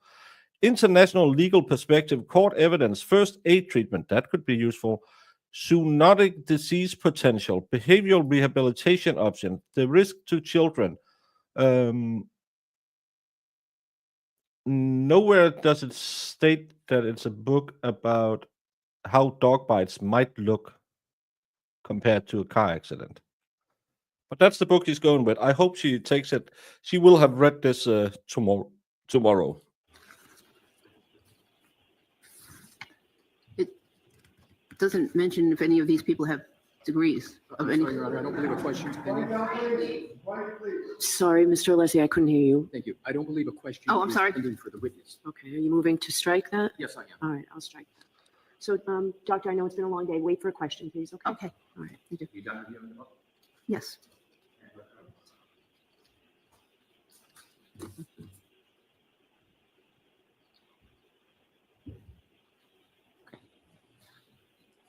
You've, through your testimony, attempted to or suggested there's a distinction between canine law enforcement. The guy who wrote it is an animal behaviorist. It's probably their expert. It has nothing to do what it has to do with anything. Wounds and that of domestic. Yes, But domestic dogs can cut the skin, correct. cause serious injury. Yes, Do you need Jemima to search for something in Essex County? What? Deep wounds. they can. It's not just that domestic dogs just nip around the corners. They can bite. They can. They can attack. Yes, They can kill. yes, You've seen it firsthand. yes. Oh, I didn't witness the attack, no. Do you doubt that it was a canine attack? No, I didn't witness the attack I myself. know. Oh, I understand. Firsthand is what you said. You made a firsthand observation of a dog bite in the 1970s when you were at a training Yes, and one of the participants was bit. yes. Now, you said you didn't remember the wound. Do you have any memory of looking at what happened after a dog actually bit somebody firsthand? Objection, Your Honor. No, I'm going to allow it's cross-examination on our based on our testimony. Say again? Any question? Should I repeat, Doctor? Yes, He's an animal behaviorist from England. He has nowhere near any medical expertise in this case. I hope that's the guy they want to pair her with. Do you have any memory of what you saw of when a dog actually bit somebody, your firsthand observation? from 50 years ago, no. When people came in the emergency room, you didn't actually see the bites or how the mechanics of it happening. You're treating it after they come and ask you for aid. That's correct. Did you ever, in any of those emergency room experiences, go and see the dog? No. Did you ever have any other information about the dog, photographs, pictures, anything like that? Well, I did have other information about the dog. Oh, give me an example. Tell me. Well, we had to fill out a dog bite report after a dog bite's requirement in Los Angeles County. So although most doctors don't have the time to do it, I tried to comply with that rule. So I would question the victim, try to find out the address of the dog if they knew it. Sometimes they did, sometimes they didn't. But I tried to get as much information as I could. Did you ever get any photographs? No. From? So it was just reporter information from the person who's coming for treatment or somebody that was assisting them. Yes. You provided a CV in this case, didn't you? Yes. In your CV, you list out some of your pertinent history and experience. Yes. Subsequent to your CV, you wrote a report and you signed it on the 9th of December, 2024. Yes. And it was provided to the Commonwealth, on December 10th, 2024, 2 days ago. Yes. There were a number of things that you offered in that report regarding your suggested experience that it's just not in your CV. Isn't that fair to say? That could be, yes, of course. You can't put everything in the CV. Well, you didn't say anything really about dog bite experience in your CV other than your 2 articles, did you? No, I didn't. Okay. And you didn't mention anything about this specialized training or expertise in pattern recognition analysis. You didn't mention anything about that in your CV, did you? Can't mention everything. I didn't ask if you could mention anything. I'm asking if you mentioned that. Well, it says brief CV on the top. Okay. I'll ask you again. Okay. Did you mention anything in your CV about pattern recognition analysis in your described expertise in that? No. In your report, and let me ask you before we get to your report, you testified at a voir dire in this case Yes. about a year ago, Less than that. and you then testified at trial. Yes. When you testified in the voir dire and trial and in your CV, you don't mention the scores of peer review articles on dog bites that you studied, do you? Ask that question. I'm sorry. When you testified 2 times before, Yes. did you talk about the scores, as you describe it, of peer review articles that you've studied on dog bites? On the numbers of period. No, I didn't mention that. That's correct. Okay, and that's not mentioned in your CV either, You don't usually mention it in your CV about the articles you read. but I'm asking if you did. Oh, no, I wouldn't mention that in my CV. Okay, so let's talk about it now since you didn't mention it. You read scores of peer-reviewed articles on dog bites. Throughout my career, yes. Let's talk about the peer-reviewed articles that you've studied on pattern recognition analysis of dog bites. Could you please give me a list of those peer-reviewed articles that you studied? I don't think there are any. Well, you There are some mentions of pattern recognition in some articles. However, I don't think there's a dedicated article on pattern recognition of Well, dog bites. you said in your report that you reviewed scores of peer-reviewed articles on dog bites. Dog bites, yes. Okay, so those didn't really include pattern recognition as you've described your expertise today. Some of them did, some of them didn't, but that might not have been the major focus of the article. Which ones did? Can you reference us the ones that you've read and relied upon, in your opinion today, that have to do with pattern recognition analysis? May I look at my report or my CV? Sure, Of course. sure. Go ahead and take your time, John. Thank you. Bev thinks she's being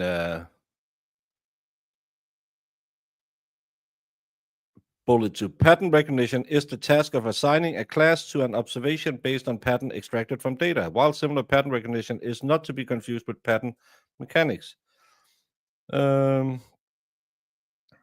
It's training data. Yeah. Okay, there is, and they might not have used the term pattern recognition, but that's what they're talking about in these articles. Okay, There is a article by D. Munich. It's actually listed in my report Mhm. under literature. okay, I see it. It's the third one. Yes, And that deals with pattern recognition it's analysis? part of the article. There was a lot more in the article than just pattern recognition. And again, they might not have used that specific term pattern, but it's what the subject was discussed in the middle of the article. Yes. What was discussed in this article that you relied upon? Oh, I relied on the descriptions of wounds. I relied on a lot of this article. Well, share with us in detail. Could you tell us what you relied on in that article as part of your opinion?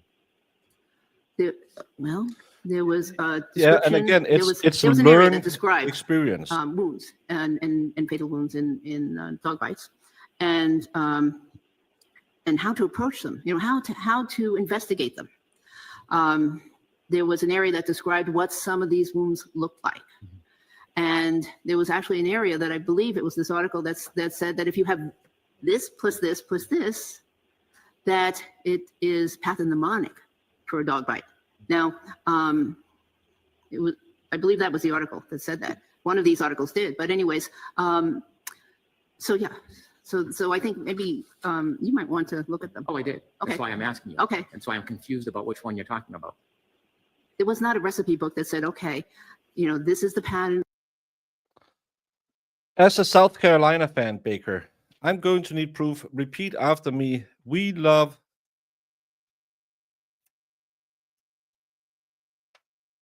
Hainer around here. I am the mayor of Hainer Town. Thank you, Brandon. And look, I made you a little cock.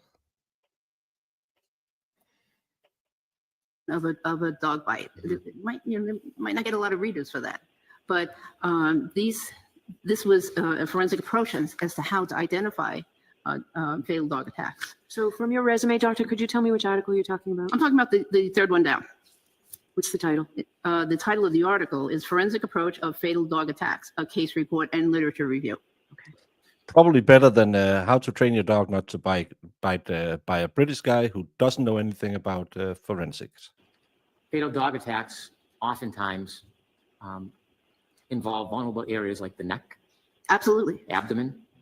Neck, face, head, yes. That's Sometimes the abdomen, yes, okay. No cases cited in there that deal with wounds on an arm.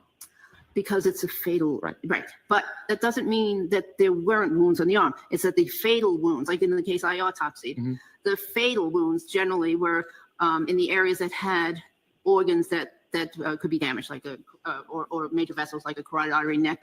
But there could be a lot of other wounds. For instance, in my case, there was probably about 60 wounds. I understand. Okay, but some, you're not going to talk about every single one of them because they're not worthy of describing. Okay.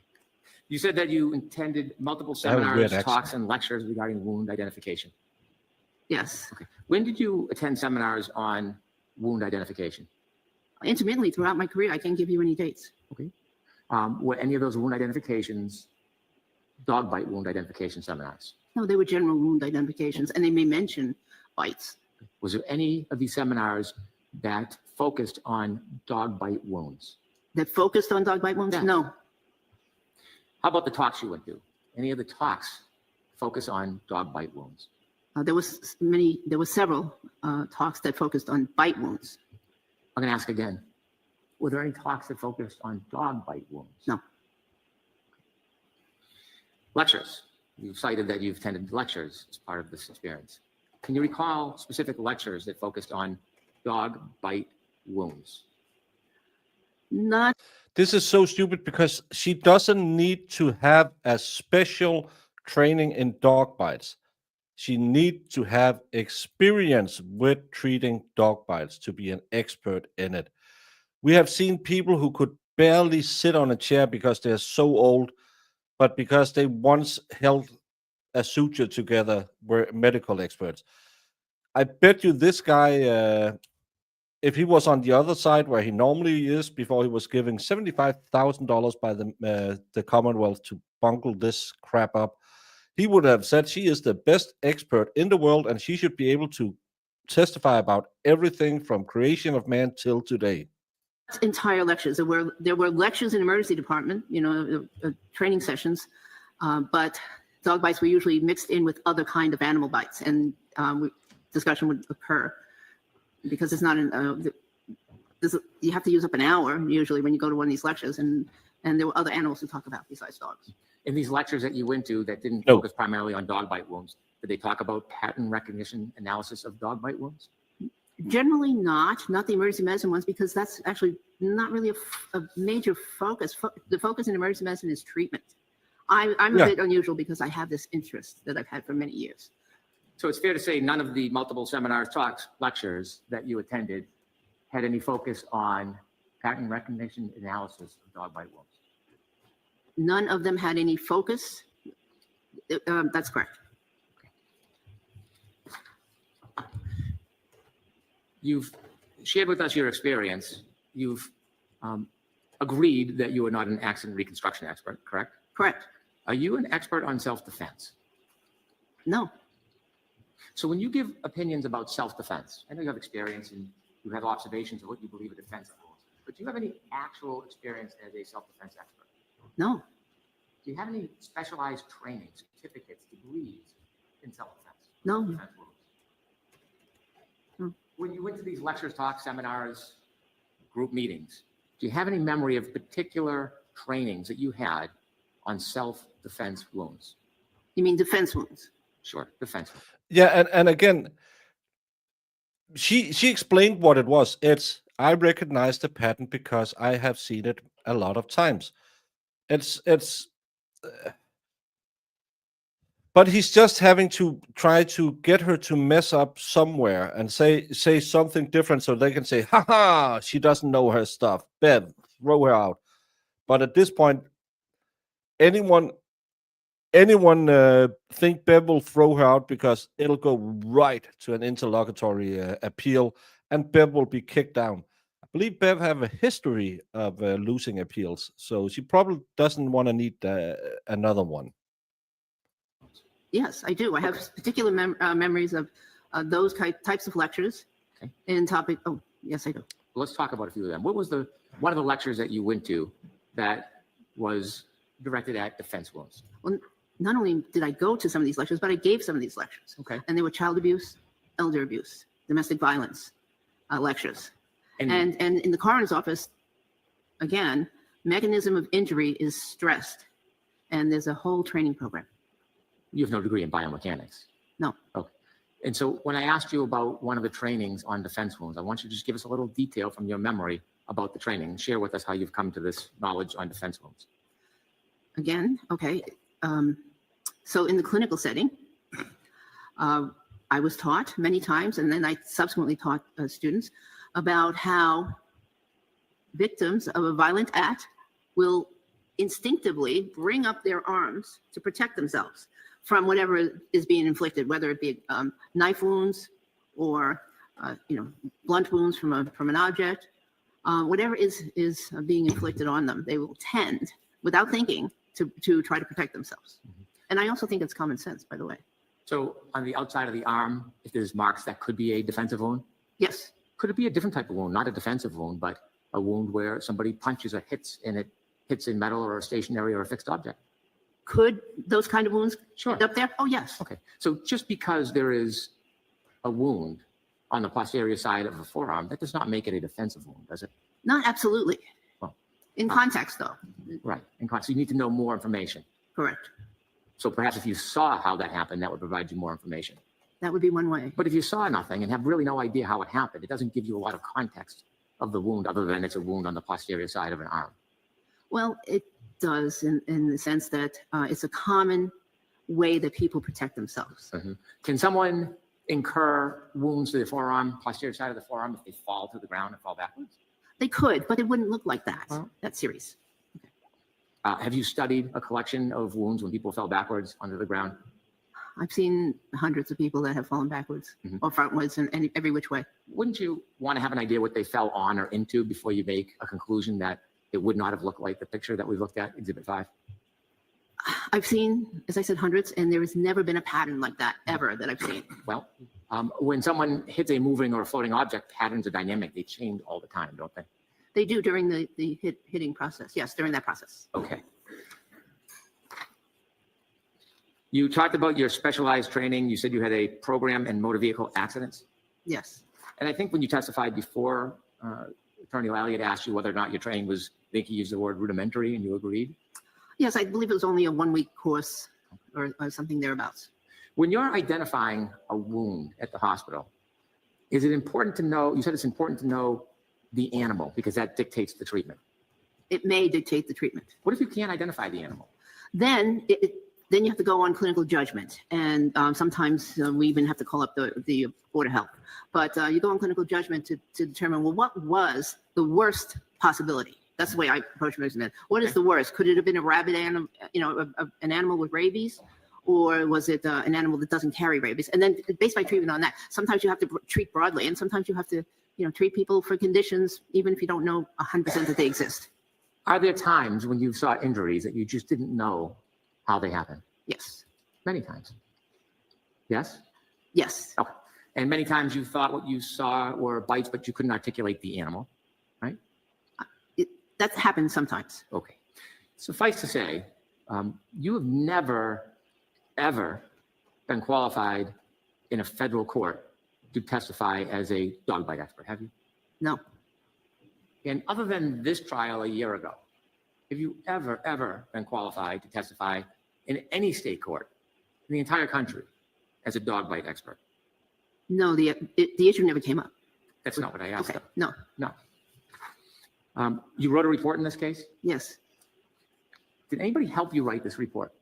I wrote the report. I had some help with some minor edits and rearranging, some paragraphs or whatever, but putting things in the right category. Okay. But no, I wrote the report. Who helped you with your report? Mr. Alessi? So did you write a preliminary or draft report, send it for input, and then change it? No, I didn't change it. I wrote the report, and I would have things in the wrong categories. For instance, like training experience or whatever. Who said they were the wrong category? Well, I think that was my conclusion, actually. I see. And so how would you go through this editing process? How did that work on this report? Would you send it back and forth? It got sent back and forth a couple times. Okay. Now, this report you signed, right? Did I sign it? Yes. Nobody else signed it. You. I wrote it. And the reason why I asked if you had help, a lot of your statements and conclusions in this report are different than the testimony that you gave at both the Voir Dire hearing a year ago and at the trial. Is that fair to say? I don't think it's fair to say. Okay. I think that, Tell me. I don't think it's fair. Okay. I was convinced, if we would get into specifics, I was convinced of of my opinion back in the Voir Dire and in the trial. But I think I stated it wrong. I stated it as if I was talking to other doctors. They say in medicine that nothing is 100% in medicine. That's what we learn, when we go up through medical school and residency and whatever. And in my teachings, I always told people nothing is 100%. And that was the number that I was, that I thought I was being asked for. Basically, it was 100%. So that's why I stated my opinion the way I did. But anyways, as I went through material again, I was convinced back then, and I am still convinced right now that these are caused by dog bites. And not only that, but dog attack. If you were testifying honestly and earnestly before and you're using doctor speak, why would you need to change it for today, for this report? Why not just continue to offer a natural, honest, thorough opinion that you had before? Why do you have to change it? I came up with this. I became clearer and clearer every single time that I looked at the pictures, and I just realized that I understated the last time, that I misunderstood the question that was asked of me, regarding my opinion, and so I felt that I had to be clearer. Did anybody point out to you that it'd be more helpful to the defense case if you had a more assertive opinion? No, absolutely not. So when you went through these days and months since the trial, even new information that you looked at that made you realize you underscored the confidence in your opinion? No. Okay. Because in your earlier testimony, it's quite different. I know. I want to do this gently, but I want to go through some of that. Okay. Okay. Well, it's When you 4 o'clock. first testified, you had, how should I say this? You offered opinions that were less than certain about the genesis and cause of the wounds, didn't you? I think it sounded like I was not certain. However, I was certain. I just didn't express it correctly. Okay. When you first testified in the Voir Dire about some of these wounds, you were asked what kind of animal you thought caused the wounds, and you said, most likely a dog. Correct. Right. You didn't say beyond a reasonable degree of dog bites. No, because she didn't understand that you need to use that crappy language in a courtroom because lawyers will sit and yell at her 6 months later. You didn't say beyond a medical certainty of blah, blah, blah, because you need your hocus pocus language. It's because of idiots like you that she went back, found out that Auntie Bev said you need to say this, and then changed her wording. She grew as an expert. Certainty, did you? Objection, Your Honor. What's the basis of the The question? objection is, he said beyond a reasonable doubt, and that No, he didn't say doubt. He said degree of medical certainty. No, he said He doubt. said beyond. Your Honor. Right, beyond a reasonable degree of medical certainty. So I heard you didn't get to the certainty. You just heard beyond reasonable and objected. So based on that, the objection's overruled. Let me phrase to make it clear. You didn't say to a reasonable degree of medical certainty that the bites you looked at were a dog. I did in one of okay, and maybe in the next one. Okay, but yeah, if I wasn't asked about reasonable degree of medical certainty, I may not have expressed it. The court herself asked you, do you know what kind of animal? And you said, yes, most likely a dog. Is that Yes. fair to say? Yes. So you didn't express certainty at that point. Yes, but again, thinking as a doctor and not a lawyer or a judge or someone, I'm thinking as a doctor, I'm thinking that it's never 100%. And so that's what I was going by. If I was going to be teaching medical students what those wounds were, another group of wounds, I tell people never 100% medicine. So that's where that came from. And I apologize if I confused the court. I don't think there's any confusion. I think you're very confused, and I think you're a twat waffle, to be honest. Use the word likely. The word possibly is even less certain than likely, isn't it? I don't know. Well, when you're a doctor and you look at something, you say, well, the likelihood is this is the cause of this. Oh, yeah, That okay, would be a stronger opinion than saying it's possibly this. correct. Possible is even less certain, isn't it? At trial, when you were asked about the cause of the injuries, I'm going to quote you, and I can show you if you'd like. It's the trial transcript, page 19, line 21. What you said is, I believe that these injuries were sustained by an animal, possibly a large dog, because of the patent injuries. Yes, Is that your testimony? yes. Very different. I'll just finish if I could. Very different than what you're opining today at this hearing. I'm sorry that you think it is, and I can understand how you believe it is, but it's not different to me. I believed it was a dog. I was convinced it was a dog then, but going by the no 100% in medicine, I didn't say that. I am still convinced it's a dog. The one thing that's a little different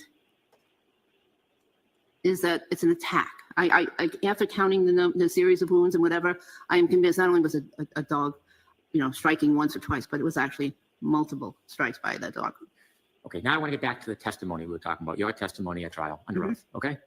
Your testimony is you believe they were sustained by an animal, possibly a large dog. You express uncertainty that you didn't even know or have an opinion about what type of animal caused these wounds at that time. Is that fair to say? I was leaving room for if there was for instance, another kind of animal in the vicinity that, but there's no evidence to that. There's no, paw marks or anything in the ground. What other animal do you think was in the vicinity that would have caused these? She didn't say there was another animal. She said, I left the possibility there could be. Why is this idiot being allowed to twist her words constantly? I know the defense doesn't like to object because Bev is a very concerned judge, but he has repeatedly misstated her testimony. I don't think as a lawyer you should be allowed to do that, even if you are a prosecutor paid $75,000 because the ADA, who is no longer ADA Lally, but just was Lally, not prosecutor.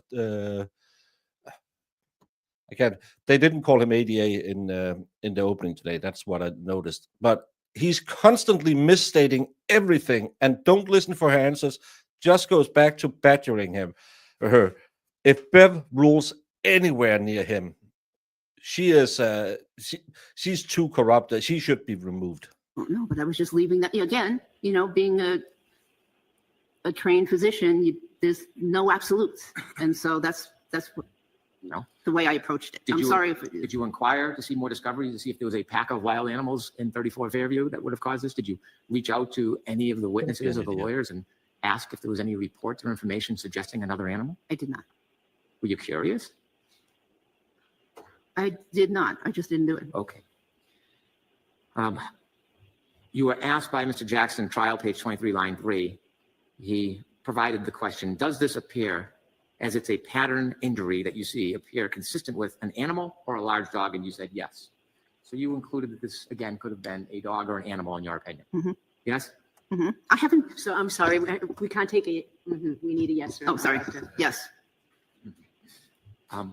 Again, at trial, page 23, line 6. You were asked, does the number of injuries that you see here relegated to just the right arm, is that consistent with an animal or a large dog? And you said, yes, it can be. Okay. Do you want to see your testimony? Because I don't want to just put words in your mouth. No. Oh, yes, you do. Oh, yes, you do. So the question that you were asked was positing that it could have been not just a dog, but any animal. And you were agreeable to that at that time. Again, thinking like a medical doctor, not a participant in a legal setting. Not to belabor, but these are your words, so I want to talk to you about them. You were again asked, page 23, line 18, by Mr. Jackson, based on everything that we've discussed today, doctor, is it your opinion, based on a reasonable degree of medical certainty, that these injuries were from an animal attack, possibly a large dog? And you said yes. Correct? Yes. Okay. And so your opinions today that this was exclusively an animal attack caused by a large dog. That is I don't much know who different in Boma is. kind than the uncertainty and possibility that you admitted under oath during trial, in this case, the first time, or actually the second time you testified about it. Wouldn't that be fair to say? It sounds like it, yes. Okay, I think this is a good point to stop because we need to get another date. You're not going to finish in 3 minutes, right? No, okay. All right, so Mr. Rector, what was the date you and I looked at? Was it Jim? Okay. Yeah, the witness can step down. But Timmy, she's going to stay in the courtroom without any date. Yes. January 6th, January 6th. Doctor. I have a meeting that day. Can we change? Oh, yeah. Mhm.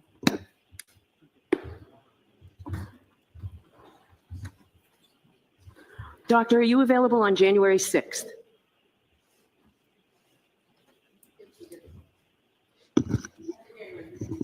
I'd be available. I think after January 15th is cutting it a little too close. You earlier, that's far out. So, I mean, the best date for the court is January 6th. No dates in December, Your Honor? We'll be available. Tomorrow. Actually, I don't know that we'd be able to do it. We suspended a jury trial today that we told the jurors they'd have tomorrow, and we still have testimony. So I think at best we'd give you a half an hour, and I don't think that does you any good. So, Tom will be available anytime. Monday we can't do?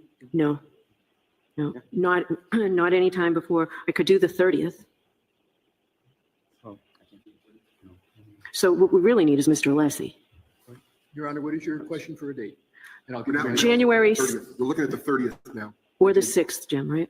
I thought the- Doctor said after the 15th. Can you do January 6th? Can I? Yes. I wasn't going to be in town. Can I ask this? Is the 30th an available date for the court? Can we move our other stuff, Jimmy? Oh, I'm sorry. Back to January 6th? I can do January 6th. But I want to be I'm trying to be respectful of the witness. I'm trying to do that as well, but the witness's best dates after the 30th are after the 15th of January, and that's too late. So I understand that the conflict seems to be Mr. Jackson, but Mr. Yannetti, are you available on the 30th or the 6th? I could move things to be available on the 6th. There's no chance we could do the 8th, right? I could do the 8th, Your Honor. You do the 8th? Jimmy, that's a full day, right? The 8th? Jim, Yes. I have stuff. Actually, I could do the 7th, the 8th. This is always what happens because lawyers are always busy. Thank you, Wicked Psych, for hanging out with us. So nice that people stick around and watch this because there's so many great streamers covering this today.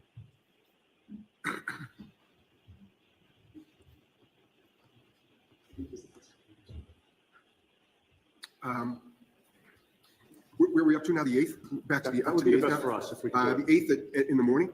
Anytime. I'll hold that. So I have a conflict here in the afternoon. So I have something that we have to do in the afternoon on that Wednesday. Wednesday the 8th. But if we can do it in the morning, we'll do it in the morning. I could do it. We could all do it at 9 o'clock. No, because they laid the foundation very thorough. I would say maybe, and this guy will keep on doing the same thing. Take things out of context and said, but you didn't say dark. I would imagine. I mean, I guess I would defer to Mr. Brennan if he can finish in the morning. 8:30. I don't want to limit. I let Mr. Alessi go on much longer than the estimate, and I had no problem doing so, Mr. Alessi. Okay. You can't do the 6th or 7th. I could do the 7th, Your Honor. I cannot do the 6th. So, Mr. Alessi, you're available all the dates we said, pretty much, right? I will make myself available for all dates. I'm not presently. I would like to see counsel at sidebar.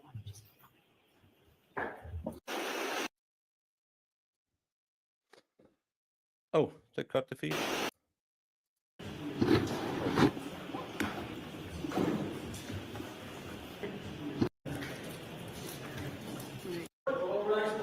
Your Honor. 9 a.m. At 9 a.m., Jimmy. 9 a.m. At 9 a.m. January 7th, 9 a.m. All right. Thank you, everyone. Thank you, Your Honor. Thank you, Mr. Thank you. Clerk.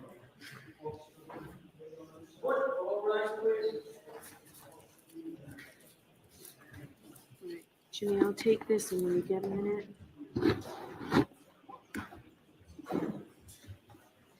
No, I'm good for now. Thank you. I'll come back up. Goodbye. Well, this was worse than expected, to be honest. Yes, she is from California, and she has to fly out again on Karen Reed's dime. So that's I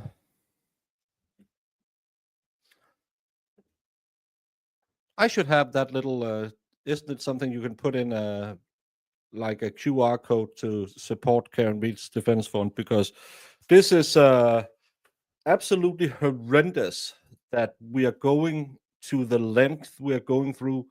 Dr. Russell is the most expert I have seen in any trial. I have seen a guy testify that because of watching Johnny Depp act, he could tell he was as Malcolm Smolik.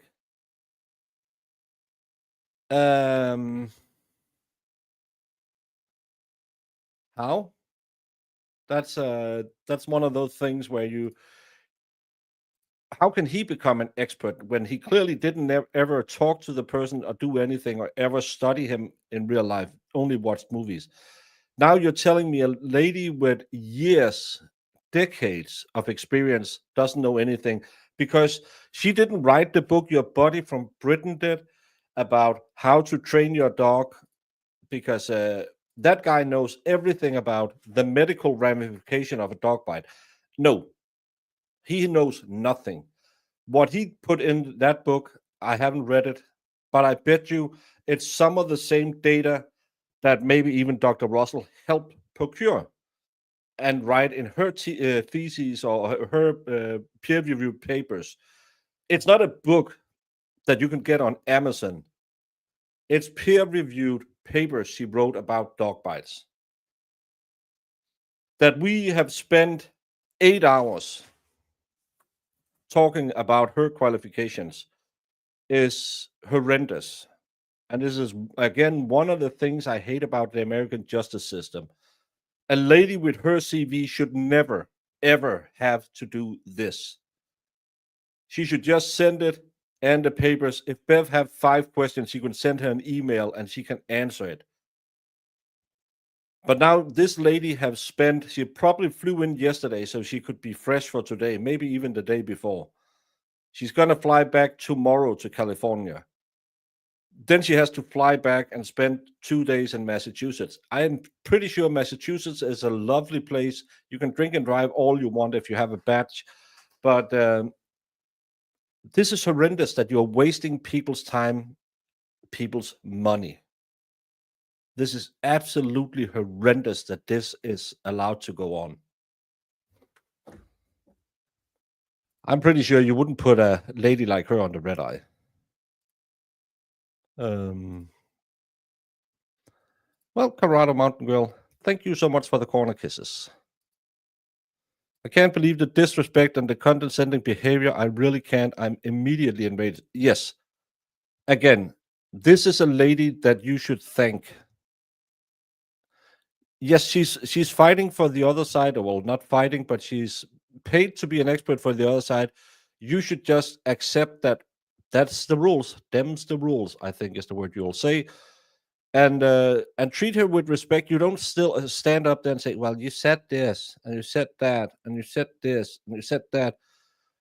There's nothing in any of her testimony that's changed other than she learned the right verbiage you need to use in a courtroom, because she can't use that as a doctor, because nothing is ever 100%.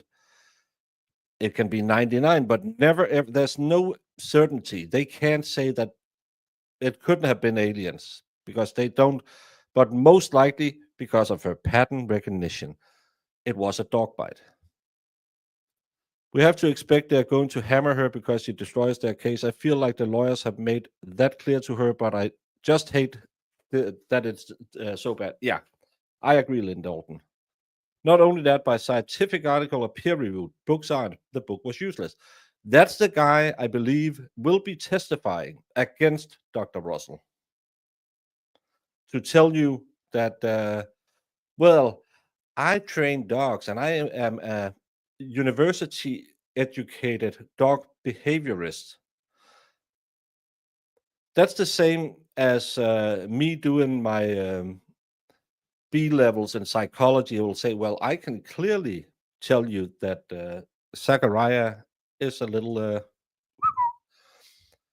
I'm not a doctor. I don't have any knowledge about it. I just made it up because I'm not peer reviewed. I can write whatever.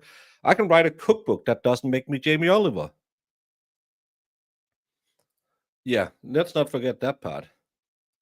Peer reviewed. Yes, she's overqualified. And again, if your counter move is a dog behaviorist, they want Cesar Milan to come in and testify against this lady. Instead of a weird, I don't know, Italian accent, he'll have a British accent, but it is Cesar Milan that's coming in. He just has a piece of paper saying he knows dogs. That's ridiculous that you think those two are even in the same league. This was rough, but Man United won today. Højlund, 2 goals. Well, at least I end on a high note. United winning and 2 goals by a Dane. Thank you so much, Vidu.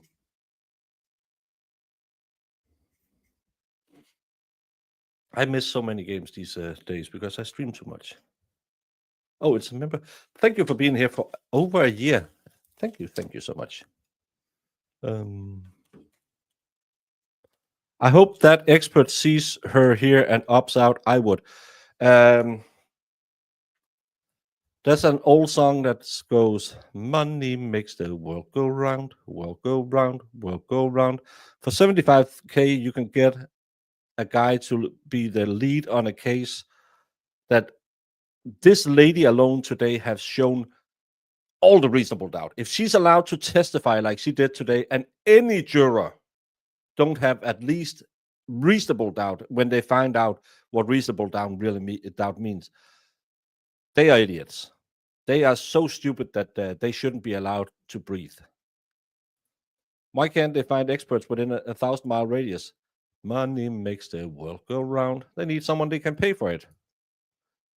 Can we get AI to write a book, then send it to Brennan to make a fool of himself over? Yeah, let's Baker's.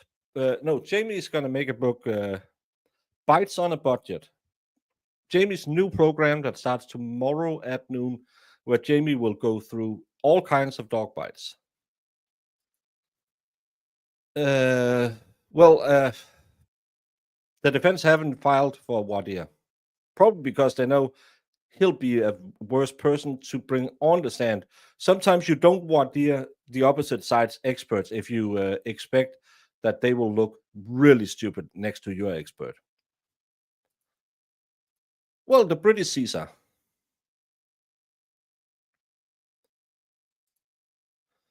I've seen dog bite Caesar too on his programs, and this woman was a policeman, EMT, and fantastic doctor. Yeah, and again, she was in LA doing the riots. She probably seen more dog bites than Caesar Milan.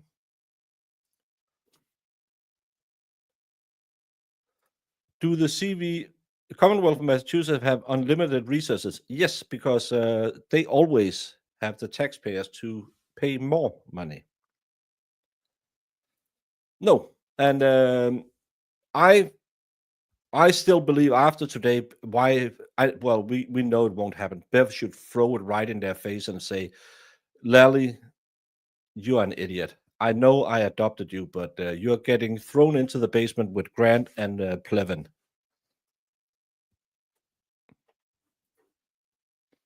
I do farts on a farthing. I rate fart smells. Well, Danny T, the grift is always going, so sometimes you grift a YouTube channel, sometimes you grift a fart. But if she undermines everything he does on TV, that might be the last money he earns. I'm pretty sure his book sales on dog bites isn't making him a millionaire. let's say he could get, I don't know, how much can you get to be an expert witness? You can get it. As I said, I hope one of all these idiots who hate streamers who covered, sadly, I never make the grift list, but that they would sue me so they have to pay to fly me to Massachusetts because I'm not coming. I would like a nice vacation. They put me up in a hotel and everything, and I go in and say,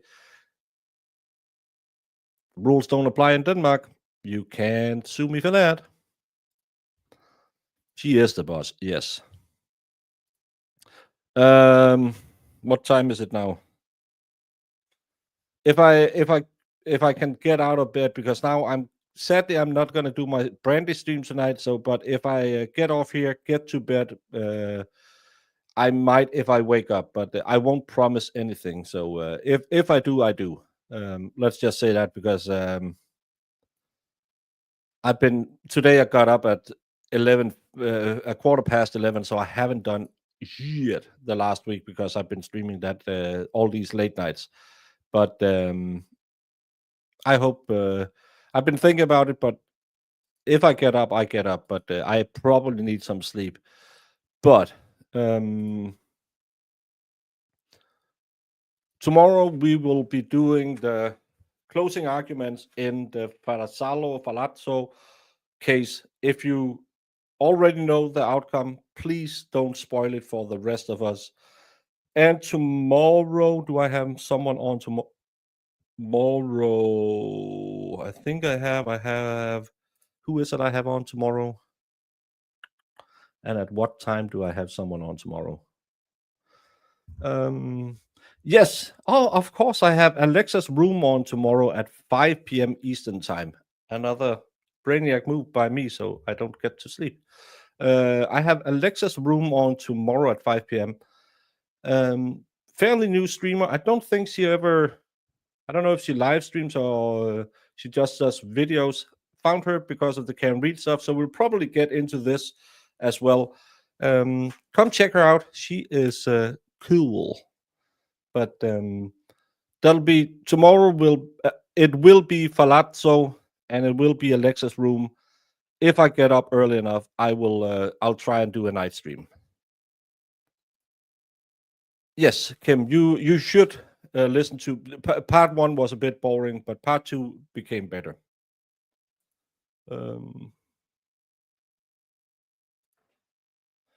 Yeah, we do know that now. It sounds like the Commonwealth have found a dog behavior expert, so that would matter if we cared about Chloe's motivation for attacking John. It's a guy that wrote a book about dog bites, so they will claim he has expertise in that because he wrote a book about it, which he has no expertise in because he never ever studied dog bites other than just picked up some novels. Oh, you write a couple of articles on it. That guy has never ever had a medical, probably never read something peer-reviewed about dog bites, but he's a way better expert than our very amazing Dr. Russell. Will you have supervision tomorrow? Are you talking about Jamie? Jamie's work have been quite hectic the last couple of months. That's why we have not streamed as much together as we like to. But no, I said I'd like to stream with you. She's always yelling at me. But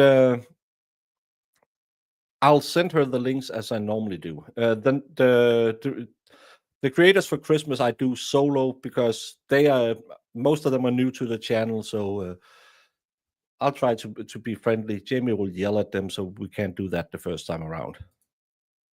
Who needs sleep anyway? I do. I'm burning my candle a little too much these days, especially when when I have to F up my sleep schedule. But I really like the creators at Christmas idea, and I like the people I've talked to. So I'll pay with. I'll probably take some days off between Christmas and New Year. The 25th, some people were asking me if I would do something on the 25th. I'll probably do it. Depends on how late I get home on the 24th, but something I'll do from maybe like 10 in the morning and a couple of hours. So you have someone to hang out with on Christmas. You do Christmas in the morning. So I am a jolly streaming elf. Rage Crow say, you can supervise me. Yes. Commonwealth is going to bring in a goat hunting expert to tell us the truth from the real source. Who was covering that case where someone said they talked to the victim from beyond the grave and asked if they should tell you what they said? You can't do that. That's hearsay. It has, and I really like the difference in all three of them. Well, this is the outside. My neighbors is on that side. I do live in a house that's connected to another one, but that's the guy who goes around and empties his trash can at 3 in the morning and use a leaf blower at 5 in the morning. So I owe him.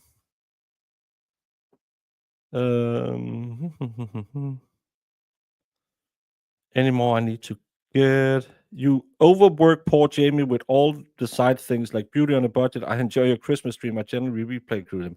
Thank you, Hell Racing. Yeah, I'm too mean to Jamie. That's how it is. I'm too mean. Maybe I should.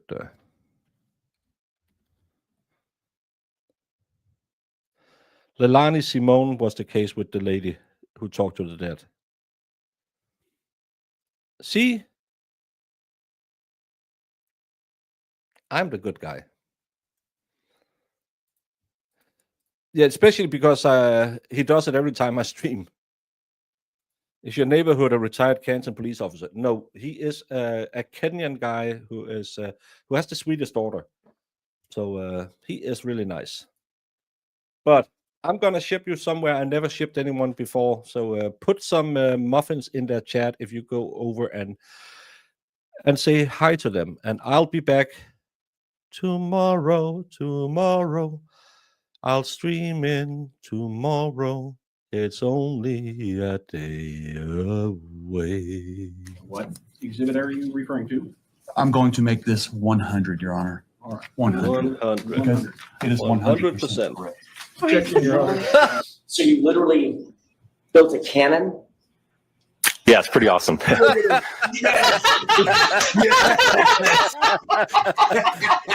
right, I'm in love.